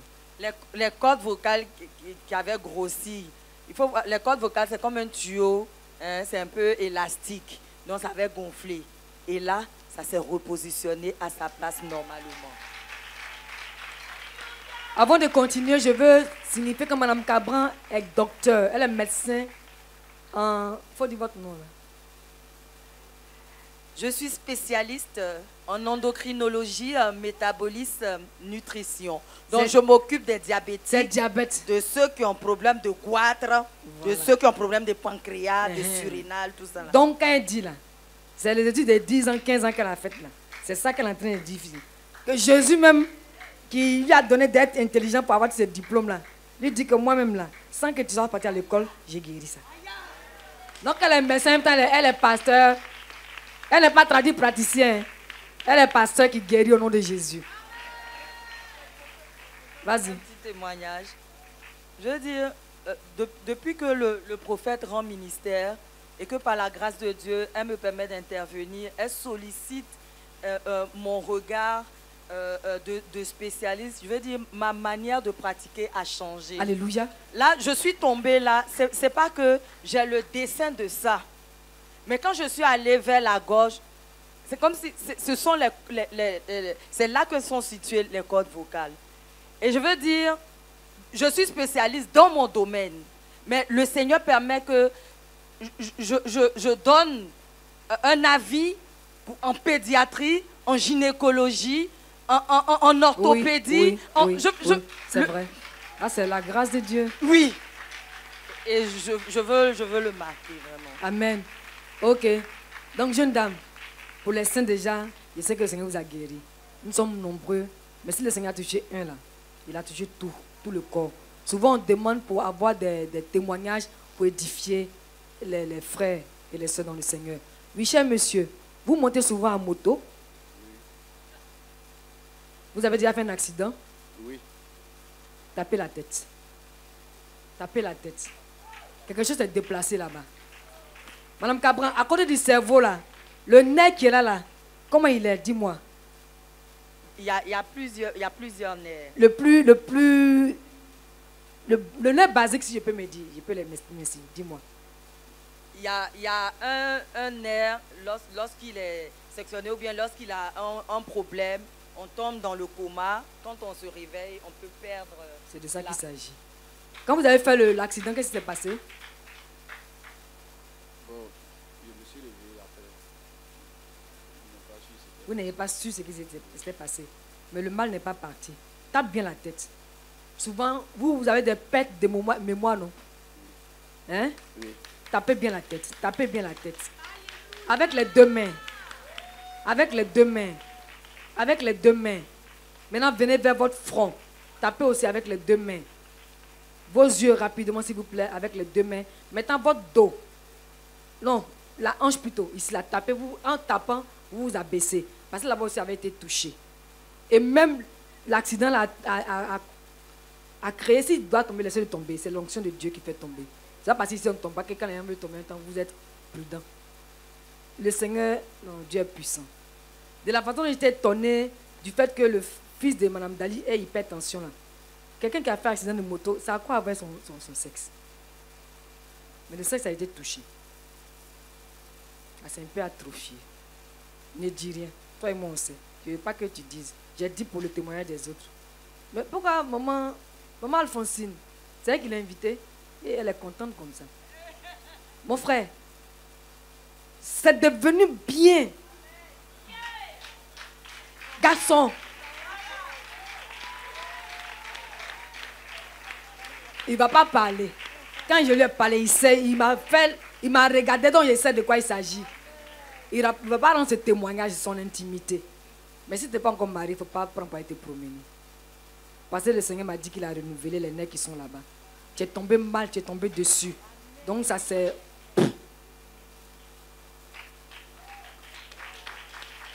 C'est vrai, mais c'est faux. Jésus est bon. Ok, le monsieur qui est là. Oui, qui vous a invité?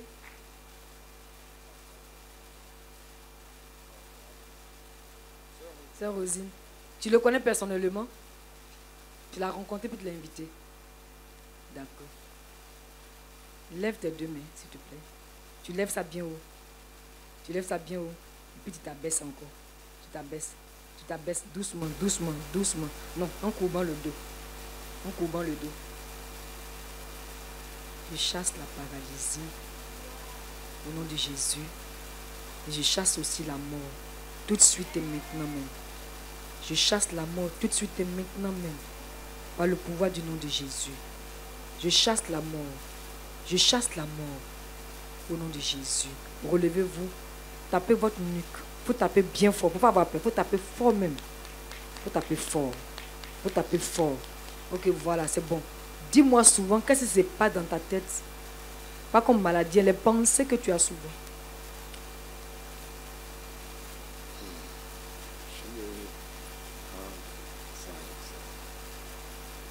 Tu n'as pas mouru. Alléluia. Il ne faut pas te regarder comme moins que rien. Aujourd'hui, c'est aujourd'hui. Aujourd'hui n'est pas demain. Et demain ne ressemble pas après demain. Comme tu es aujourd'hui là, Jésus t'aime tel que tu es. Jésus ne fait pas de choix pour aimer. Reprends assurance, ton assurance. Tu as compris, non? Je ne sais pas si tu vis en famille ou pas. Il ne faut pas écouter ce qu'on te dit. Il ne faut pas écouter ce que... Parce qu'il y a beaucoup de choses qui se passent dans ta tête. D'où le suicide. Mais tu n'as pas mouru. Tu as compris, non? Tu as une belle et pleine vie. Au nom de Jésus. Maintenant, frotte ta main. Le Seigneur me dit qu'il faut que tu aies l'argent. Frotte ta main. L'argent vient. L'argent vient. Pour l'argent, tout le monde est chaud comme ça. Frotte bien. L'argent vient. L'argent vient. L'argent vient. L'argent vient. L'argent vient. Maintenant, tape tes poches. Pour que quand ça vient, ça reste dedans. Ça reste dedans. Oui, même si vous n'avez pas de poche, ça vient dedans. Ça vient dedans. Ça reste plutôt. Ça reste, ça n'a pas parti pour rien comme ça. Amen. Ok. Maintenant, il faut aller vers ton cœur. Ton cœur, la santé à ton cœur, parce que tu avais des difficultés de cœur aussi. La santé à ton cœur. Et puis toutes les pensées de confusion disparaissent aussi. C'est ça qui a envoyé la mauvaise santé dans ton cœur. Au nom de Jésus. Je vais maintenant prier pour la dame qui est tout près là. Qui est en foulard, oui. Ok. Vous frottez aussi les yeux, s'il vous plaît. Vos yeux, s'il vous plaît, rapidement. Frottez bien. Frottez bien. Frottez bien. Frottez bien. Frottez bien. Frottez bien. Frottez bien. Maintenant, baissez-vous juste un peu. Juste un peu. Oui, la dame. Abaissez-vous un peu. Abaissez-vous. Abaissez-vous. Ouais. Jésus, tu es puissant même. Madame Cabran, va taper l'os de son cou. Il y a une présence là-bas. Tape bien. Même si elle tombe là, laissez-la tomber. Tape bien. Là, c'est bon. C'est bon. Merci Seigneur. Merci Seigneur. Merci Seigneur. Wow. Wow.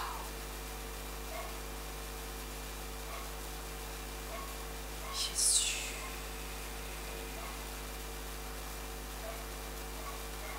Jésus. Ouais, Jérémie Fla les sang. Quand les gens tombent sous l'onction comme ça, souvent, c'est des esprits qui s'en vont. Parce que j'ai vu un gros serpent sortir.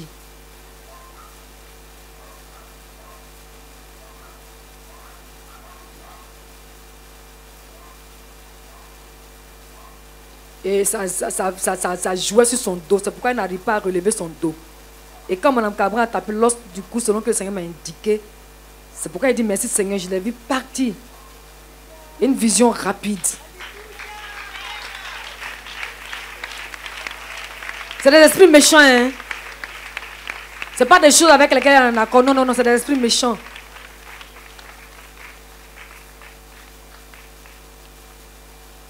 Ok. Donc, ça dit qu'elle pourra prendre le temps qu'elle peut, mais elle va se redresser normalement. Elle va marcher devant nous, vous allez voir. Elle commence à se redresser déjà. Parce qu'il est parti. Mme Cabran, appuie ses deux genoux. Il ne faut pas appuyer fort. Appuie doucement. Appuie doucement. Je vais prier pour ce monsieur qui est en verre. Ce verre-là, comment on appelle ça? Elle a un problème au genou. Appuie, ça s'est redressé. Si on s'est poussé sur nos yeux, ce n'est pas le genou qui va pas se redresser. Oui, ça c'est quel verre? Mais c'est bleu. Verse à son tu quoi? Moi, il n'a pas fait la maternelle, c'est aller directement au CP. Ok. Jésus vous aime, vous savez. Comment vous savez? Il vous a dit. Maintenant, comment vous apprenez, comment vous appréciez par son amour? Je l'apprécie parfois au travail, dans la vie quotidienne, me permet d'éviter beaucoup de choses, surtout des situations vraiment souvent qui m'arrivent. Je me dis c'est la grâce de Dieu seul qui peut me délivrer de ça. Et c'est redressé. Là, quand il marche, quand il marche un peu, le serpent est parti. Mais Jésus, c'est sa maman? Ah, d'accord. Mais au moment les genoux là, ça va bien, non? Il faut marcher, madame Kaban, il faut lui permettre de marcher, qu'elle s'exerce à marcher.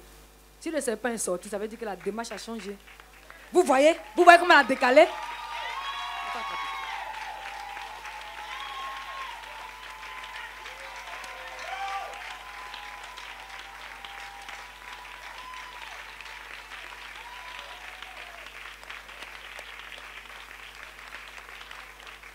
Ah, ah, ah, ah. Jésus! Hein?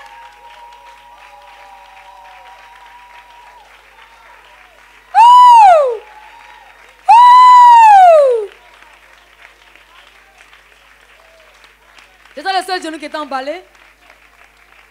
Ah!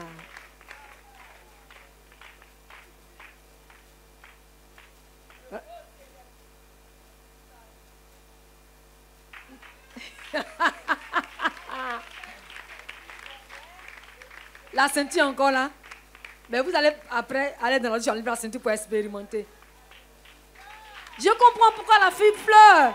Parce que je ne la connais pas, c'est la première fois que je la vois. Et puis le Seigneur nous conduit à prier avec précision. Donc on est édifié par la grâce de Dieu. Ça aussi c'est une forme d'adoration. Hein?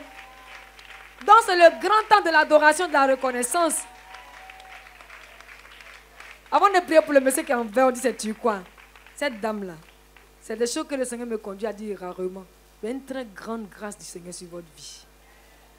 C'est-à-dire vous brillez d'une telle étoile que votre entourage m'est surpris. Souvent vous pensez même que c'est bloqué, mais ce n'est pas bloqué. Quand on va prier pour vous, vous allez rendre témoignage tout à l'heure. Maintenant le monsieur, pourquoi souvent la paix du Seigneur n'est pas pleinement de votre partage? Comme je dis, l'homme est satisfait. Il y a des choses que je demande à Dieu qui ne sont pas encore arrivées, parce qu'il parfois me met dans cette situation. Voilà la prière qu'on vient de faire. Est-ce que je le connaissais? Et ce qu'il dit là, ça concerne tout le monde. Et pourtant, toi, tu viens de témoigner que Jésus t'aime. Et j'ai demandé, qu'est-ce qui te fait prouver? Voilà la ceinture. On l'a fait lever. La caméra va prendre ça. D'accord.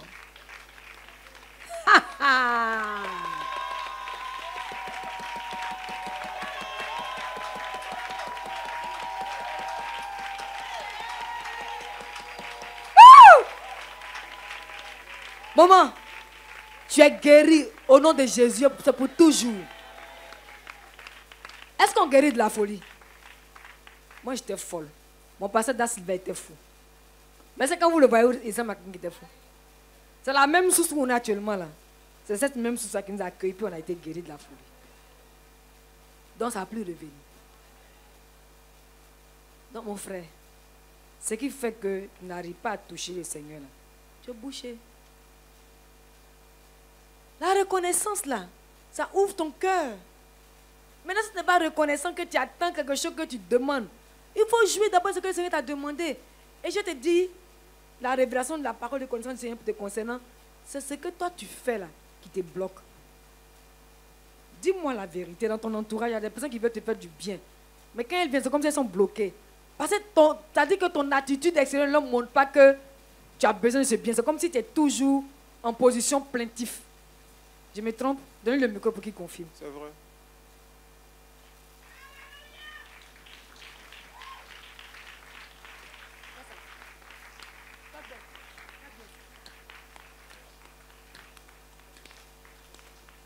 Au nom de Jésus, tu vas appeler le numéro de la vie. Tous ceux qui tournent autour pour te faire du bien là, Il se pointe à l'horizon. On t'appelle même aujourd'hui. Faut appeler le numéro David pour un témoignage. Au nom de Jésus.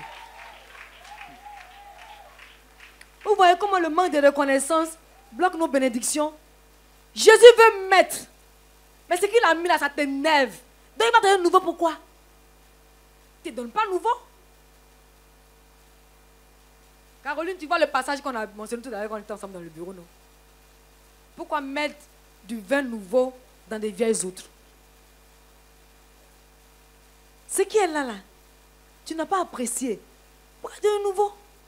Et il m'a demandé de poser la question pour savoir, est-ce que tu sais qu'il t'aime? Tu dis oui. Maintenant, quelle est la preuve qu'il t'aime? Tu donnes ton témoignage. Maintenant, nous, on pose la question, pourquoi tu es toujours dans les plaintes? Tu rends compte ton témoignage. Mais comme le Seigneur est miséricordieux, il a ouvert les portes pour toi. Par sa puissance. Au nom de Jésus. Tu es chrétien. Il faut t'attacher au Seigneur. Au nom de Jésus. Et je vais maintenant prier pour la dame brillante de gloire. Toi, il faut danser. Il faut danser. Alléluia, Hosanna. Alléluia, Hosanna. Alléluia, Hosanna. Alléluia, Hosanna. Alléluia, Hosanna. Alléluia, Hosanna. Alléluia, Hosanna. Alléluia, Hosanna. Alléluia, Hosanna.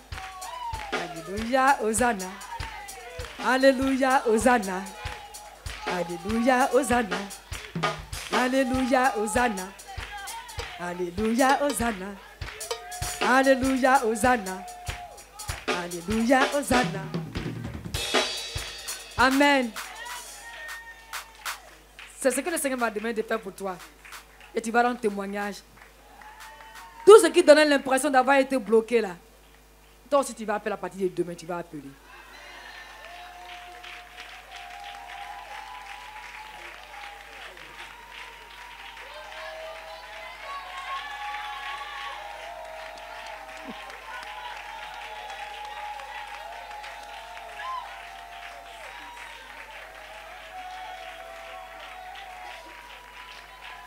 Vous avez vu que Jésus dit toujours la vérité, non?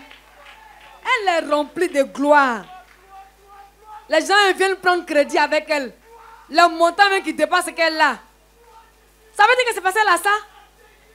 Il ne m'a pas dit autre chose que ce que je suis en train de dire. Hein. Même si elle est malade, là, le Seigneur est en train de la guérir comme ça. Parce qu'il est souverain, il est omnipotent, il est omniscient.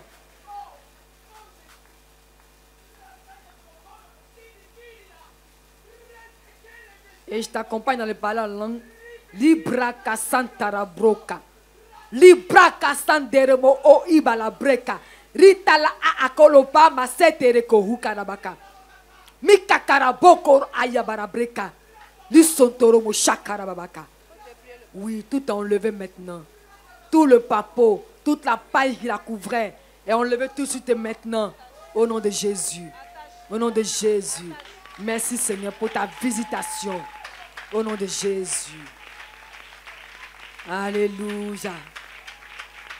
Oui, ma soeur, va en paix et sois un modèle, un canal pour propager, pour manifester la gloire de Dieu.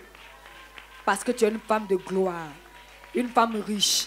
Si le Seigneur t'a appelé à exercer le ministère, il faut le faire parce que le Seigneur va te bénir.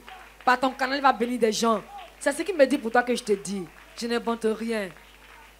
Alléluia. Et celui qui est juste à côté, je vais prier pour vous aussi. Frottez les deux parties d'ici. Avant que vous ne frottez, Madame Cabra, on va voir. Dis-moi l'anomalie qui est au niveau. Attendez d'abord. L'anomalie qui est au niveau. La calvitie n'est pas normale. S'il veut, ses cheveux vont pousser un peu. Les os de ce côté-là sont trop... C'est proéminent. C'est comme des bosses. Madame Cabra, c'est bosse qui est dans les deux côtés. Il faut toucher d'abord. Touche. Enlève ta main. Maintenant, tape pas fort, mais tape. Sous ta main, Madame Cabra, sous ta main, les bosses vont disparaître. Appuie fort. Non, va, regarde. Ici, là. Appuie bien. Et puis ceux qui sont derrière, vous voyez que la forme de sa tête va changer. La tête qui était en forme de cilieux, là, va prendre une forme ovale. Madame Cabra, appuie bien. Vous voyez quand elle a la bosse, la partie où elle a la bosse, là, est beaucoup plus prononcée. Puis la partie où il n'y a pas la bosse, elle creuse. C'est ça. Moi, j'ai jamais entendu qu'à bosse sur tête. Mais ce que le Seigneur me dit de faire, j'ai fait. Et c'est ce qui nous réussit au nom de Jésus. Madame Cabron, il faut laisser. Dis-nous. Là-bas, il y a encore du bien, c'est mou. Ceux qui sont derrière me disent acclament. Parce que la forme est en forme de, la tête en forme d'ovale maintenant. Mets le micro devant la Madame Cabron. J'ai dit, les deux côtés de la tête étaient sortis comme ça, puis dur. Boss. Maintenant, regardez la tête, c'est ovale, non? Pas derrière. Ce n'est plus aussi plat. Voilà, Madame Cabron. Là où il n'y a pas de cheveux, la touche. Non, ici, là. Touche d'abord. Non, Madame Cabron, les deux coins ne vont pas toucher. Un peu de cheveux va pousser. Un peu. Touche où il est lisse, là même. Non, voilà où il est lisse, touche d'abord. Voilà, Madame Cabron, laisse. Merci, Seigneur. Merci, Seigneur. Merci, Seigneur. Merci, Seigneur. Madame Cabron, touche. Madame Cabron, touche. Il y a des duvets qui sont là.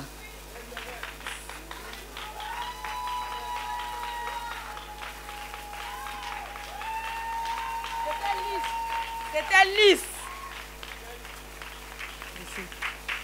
C'était complètement lisse. Et là, il y a de fins poils tout petits. Alors, lui, il va nous dire comment il se sent. Je me sens plutôt bien. Plutôt bien. Ouais, Mais est-ce que vous êtes en accord avec le témoignage puis la prière? Oui. Pourquoi vous êtes en accord avec? Bon, en fait, c'est quelque chose que je sentais depuis fort longtemps. Mais je ne savais pas qu'on pouvait faire partie de ça. Sylvie Soukou, il faut faire chez toi parce que Erwan plutôt est concerné par ça. Fais chez toi, Erwan.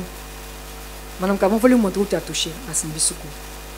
Erwan est concerné par ça.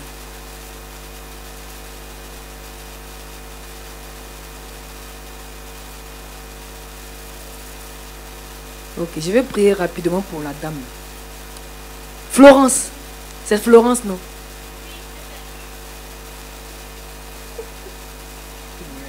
Non, c'est qu'elle a tout prêt. Et puis après, j'ai prié pour les 3 enfants. Et j'ai prié pour ensemble. Donc j'ai prié d'abord pour les tout petits. Et puis pour ceux qui ont milieu. Oui, madame. Oui, vous. Comment allez-vous? Ça va.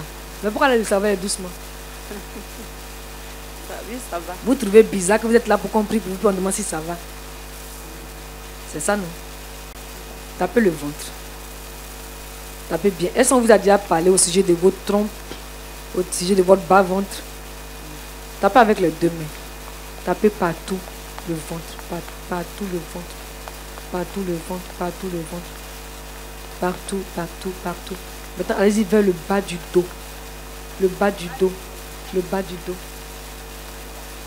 Le bas du dos. Tapez là-bas aussi. Dans le bas du dos maintenant. Abaissez-vous. Abaissez-vous.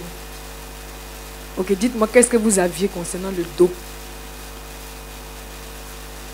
Le dos. Non, ne réfléchissez pas, vous ne vous souvenez pas, ce n'est pas un problème. Jésus vous a guéri. Mais c'est au niveau du ventre que vous vous souvenez de quelque chose. De rien, vous ne vous souvenez. Ok, maintenant dites-moi, vous êtes là pour quel besoin? Vous voulez compris pour vous, pourquoi? Je veux compris pour moi parce que il y a une douleur de ma fille qui est disparue. Elle est perdue. On ne la retrouve pas. C'est pourquoi vous n'êtes pas disposé pour vous, mais votre propre douleur. Vous avez raison. Mais votre dos n'est pas un dos qui est en bonne santé. Souvent, quand vous travaillez beaucoup, là, votre dos est le premier qui encaisse la douleur. Je me trompe? Je me trompe? Oui, C'est la vérité, non? c'est la vérité. Ok. Votre fille a quel âge? Elle a 9 ans. Mais qu'est-ce que ça fait qu'elle est perdue? On dit à l'université, ils sont partis à l'université. Quand? Il y a longtemps. Combien de temps comme ça? Presque 4 ans. Il faut acclamer très fort. Il ne faut même pas négocier ça. Il faut acclamer très fort.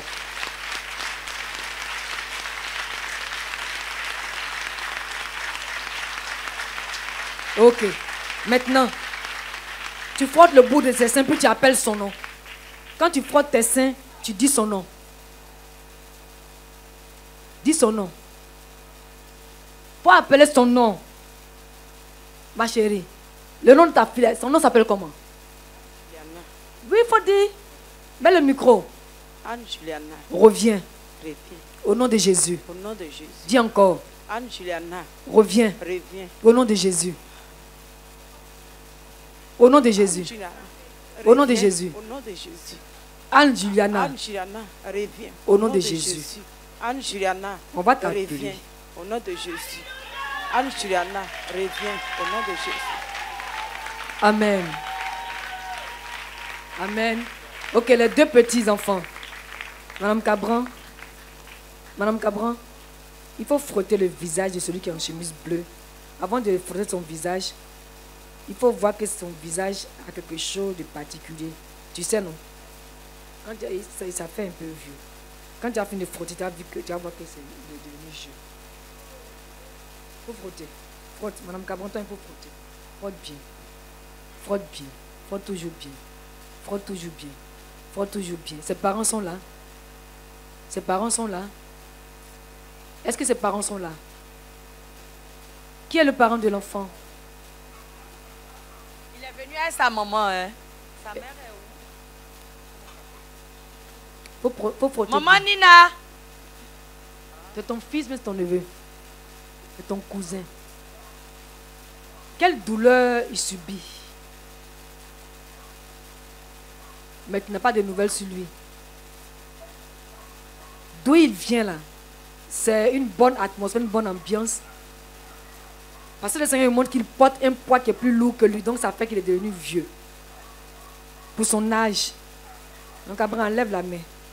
Et nous tous contemplons les merveilles du Seigneur. Sœur Nina, après il faut parler avec lui. Il ne faut pas trop forcer. Le Seigneur va t'inspirer les questions que tu vas lui poser. Il va te dire ce qui est enfoui dans son fort intérieur. Ok, maintenant lui-même n'a qu'à mettre sa main sur son truc. Madame Cabran, il faut lui montrer, il n'a qu'à frotter la main simplement. Simplement, simplement, simplement. Et puis ses fesses aussi. Simplement, ça sort bien. Ça sort bien. Ça sort bien. Ce n'est pas égal à son âge. Mais maintenant, c'est égal à son âge. Au nom de Jésus. Frère Jérémie, comme toi tu es un homme, il faut toucher simplement et rapidement. Touche. Quand tu touches, au premier toucher là, c'est quoi? C'est flasque. Pour toucher encore. C'est un peu devenu un peu dur. Mais c'est encore flasque. Il ne faut pas aller forcément là, mais mettre même sur la chemise. Il faut que ça devienne dur avant qu'on le quitte. On le dépasse. Si c'est dur, tu me dis. Hein. Un peu. Un peu. Vas-y encore, vas-y encore. Là, je sens maintenant. Merci Jésus. Amen. Il en souffrait beaucoup aussi. Ok, faut pas me regarder comme ça. Tu penses qu'on fait la même prière pour toi, quoi. Et puis si la même prière, ça te fait du bien. Toi, frotte tes yeux. Frotte tes yeux. Frotte bien tes yeux. Frotte tes yeux, puis tire ton nez. Voilà. Maintenant, ton nez là, qu'est-ce qui se passe souvent dans ton nez?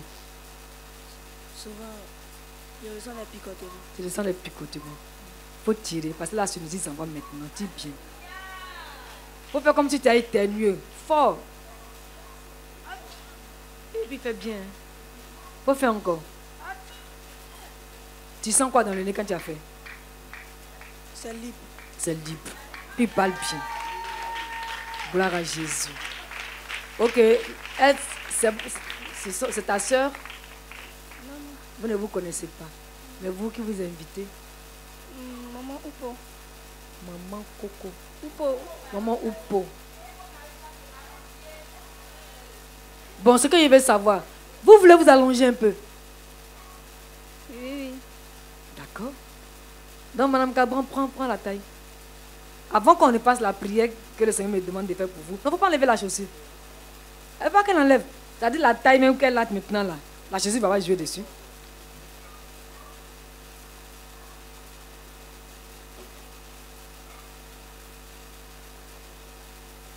C'est où il y a la couture du costume, non? Il faut te soulever un peu. Un peu. Un peu. Un peu. Un peu. Si la chaussure te gêne pour te mettre sur la pointe de pied, tu peux enlever. Tu peux enlever. Ok, maintenant, Florence, est-ce que c'est la première fois que toi tu es là? Et vous avez dit Florence à la fois façon. Mais Florence, comment ça va? Un tout petit peu. Non, ne mets pas ton secret, mais comment ça va? Un tout petit peu. Pas facile. Pas du tout. Tape ta gauche. Parce que la gauche est remplie d'amertume. Tape ta gauche. C'est vrai que tu es quelqu'un qui parle facilement, tu trouves facilement. Mais il y a des choses que tu n'aimes pas partager. Et cette difficulté, je dirais plutôt cette difficulté que tu vis là, tu ne veux pas les partager. Donc le diable s'en est saisi pour aller se localiser dans ta gauche. Ça te fait un poids qui est dans la gauche. Tape toujours ta gauche. Tape ta gauche. Maintenant, fais le premier geste que nous tous on a fait tout à l'heure. Il faut faire ça. Fais toujours. Fais.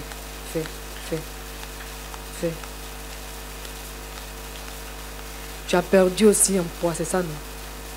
Tu as dépéri juste un peu. Oui, Tu as grossi tout de suite. Maintenant, prends tes mains. Tu as dit, va d'abord vers les fesses. Madame Cabron, il faut regarder. Madame Cabron, regarde d'abord. Il faut regarder. Tu as vu, non? Ok. Florence, tu vas prendre 2 kilos tout de suite. Tu es d'accord? Ok, vas-y. Frotte bien. On ne peut pas se peser, sinon on allait voir. Waouh, les pistolets se mettent en place. Waouh. Waouh. Waouh. Waouh. Waouh. Waouh. Waouh. Jésus.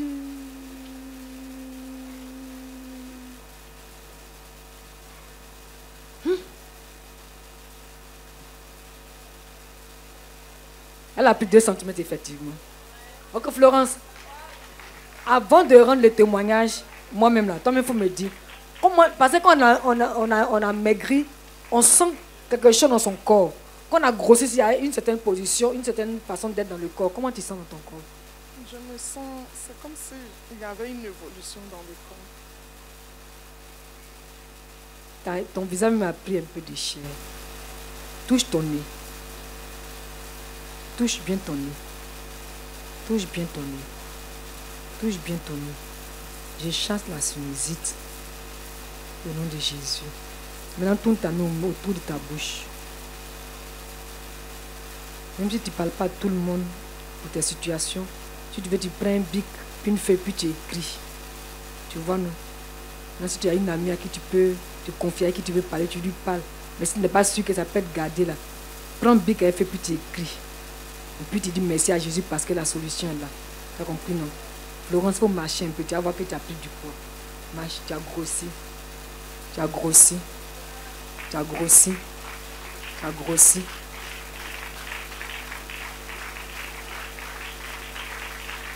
Maintenant, va au niveau de ton cœur rapidement. Le cœur. Non, va au niveau du cœur. Au niveau du cœur même.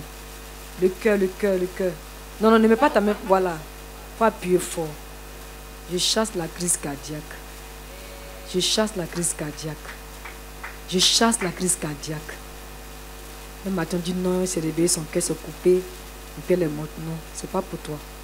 Ce n'est pas ton partage. Et j'appelle une bonne et pleine vie sur toi. Au nom de Jésus. Le témoignage du roi Ézéchias est ton témoignage. Si dans ton âme tu sentais la mort, sache, Florence, que la mort n'est plus ton partage. Jouis de la vie que Jésus t'a donnée.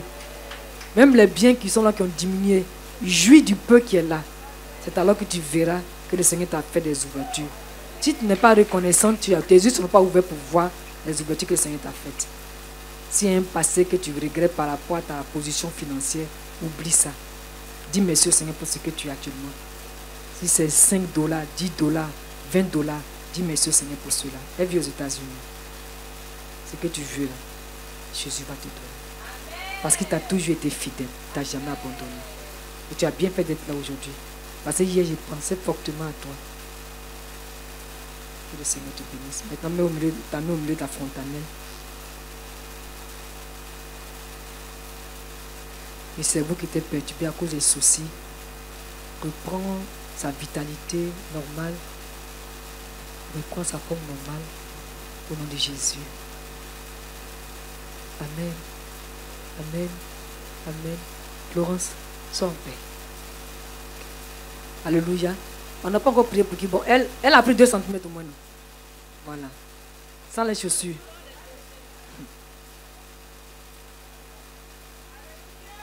Ok. Bon. Vous me dites comment ton cycle menstruel est. Mon cycle menstruel est irrégulier. Irrégulier. On t'a dit quoi à l'hôpital? Bon, je n'ai pas encore visité l'hôpital. Tu sens souvent des présences dans ton ventre? Bon, oui. Et des kystes. Est-ce que à tout le monde tu peux les sentir? Non, non. Mais si on prie que c'est plus là, tu peux savoir. Oui, oui. Tape tout ton ventre fort. Tape tout ton ventre fort. Tout ton ventre jusqu'au bas ventre. Tape fort. Tape fort. Tape fort. C'est la dernière personne pour qui on doit prier, non? Il est arrivé à quel moment? Non, il vient d'arriver, non? Il était assis là-bas. Pendant que nous sommes perchés. Ok, ça va. Dis-moi comment ton ventre se comporte actuellement. Je me sens relaxée. Pour relaxer. Avant, c'est comme si tu avais des contractions dans le ventre. C'est comme ça que ça se passe, non? C'est le docteur Cabrin qui donne la confirmation. Maintenant, casse ton dos. Casse bien. Casse bien. Casse bien. Casse bien. Et puis reviens. Reviens. Maintenant, tes genoux, là, faut appuyer bien. On chasse le nanisme et la paralysie. Quand on voit ses pieds, ce n'est pas quelqu'un qui doit être petit détail. C'est ce qui est arrivé à la fille de Dali, là. Mais tu as pris les 2 cm, ce n'est pas fini. Hein. Moi, je faisais 1m48. Quand le révérend Ebo Carole Eli a prié pour moi, j'ai fait 1m55. Vous voyez, non? C'est parce que j'ai vu quelqu'un faire que j'ai fait. Ce n'est pas quitté ailleurs. J'ai vu Jésus faire dans sa parole. Rien ne lui est impossible. Tu as pris 2 cm sans les chaussures, sans les hauts talons. Tu vas t'allonger encore. Si tu fais 1 mètre, combien faut mettre plus 5. C'est ça que tu as fait. Tu vois, non? Quand tu finis de faire ça, il faut mesurer, puis tu appelles la soeur Oupo. Moi, je la vois déjà, tu as dit, comme quand on a tiré Corion, là. C'est ce que je vois. Parce que le cou était ici, mais le cou a commencé à se détacher. Ok, vous qui avez profité de la grâce de Dieu et qui venez en retard au milieu de nous, tapez les yeux très fort. Avant de continuer, vos yeux, quand vous êtes nés, c'est comme ça, mais c'est ça au fur et à mesure que ça rentre dedans. Au fur et à mesure. Parmi vos parents, qui est comme ça? Maman.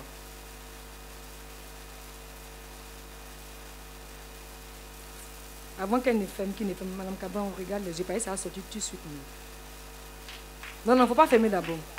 Ça a commencé à sortir un peu, mais il ne faut pas fermer d'abord. Madame Cabra, tu vois, non? Voilà, ferme fort. Dès que tu ouvres, c'est normal. Ferme fort encore, il ne faut pas ouvrir. Il ne faut pas ouvrir. Il ne faut pas ouvrir. Les nerfs au niveau des yeux sont en train de se mettre en place. Madame Cabra, en tant que médecin à caisse, les oreilles même sont en train de bouger. Oui. Ferme encore toujours fort. Maintenant, mets la main sur la gorge parce que le Seigneur signale une perturbation au niveau des cordes vocales. Mets la main sur la gorge. Mets la main sur la gorge avant d'ouvrir. Ferme toujours les yeux. Hein.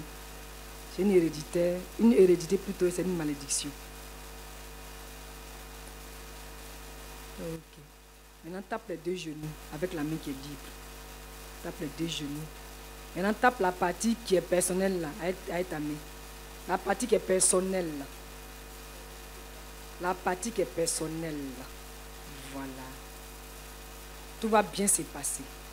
Si tu n'es pas encore marié, va prendre, va te promener. Hein. Mais ce qui est anormal là, le Seigneur me montre. Tu sais, puis je sais. Je n'en dis pas plus. Ouvre les yeux.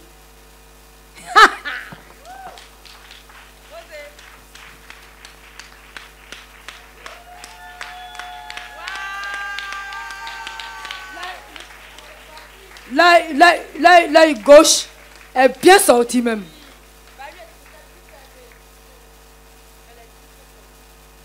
Là, comme il est content. Vous voyez bien, non? C'était l'aveuglement aussi. Alléluia. Levez vos mains, s'il vous plaît. Vous dites, Père Céleste, je reconnais devant toi que j'étais un pécheur. Et je reconnais que tu as donné la vie de ton Fils, le Seigneur Jésus-Christ, afin que je sois sauvé. Aujourd'hui, je reçois le Seigneur Jésus dans mon cœur comme mon Seigneur et mon Sauveur personnel. Je te dis merci pour ton Saint-Esprit qui vient maintenant habiter en moi. Je te dis merci pour mon nom qui est écrit dans le livre de vie.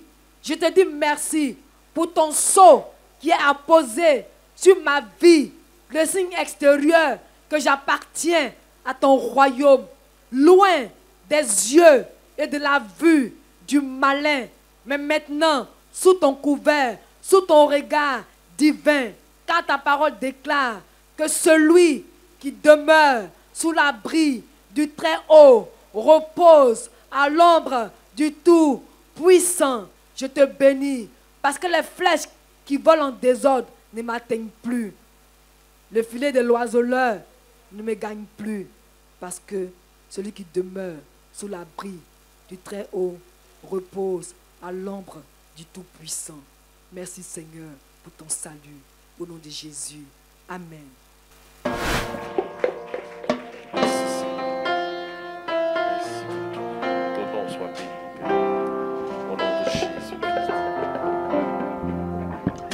Au-dessus des puissants,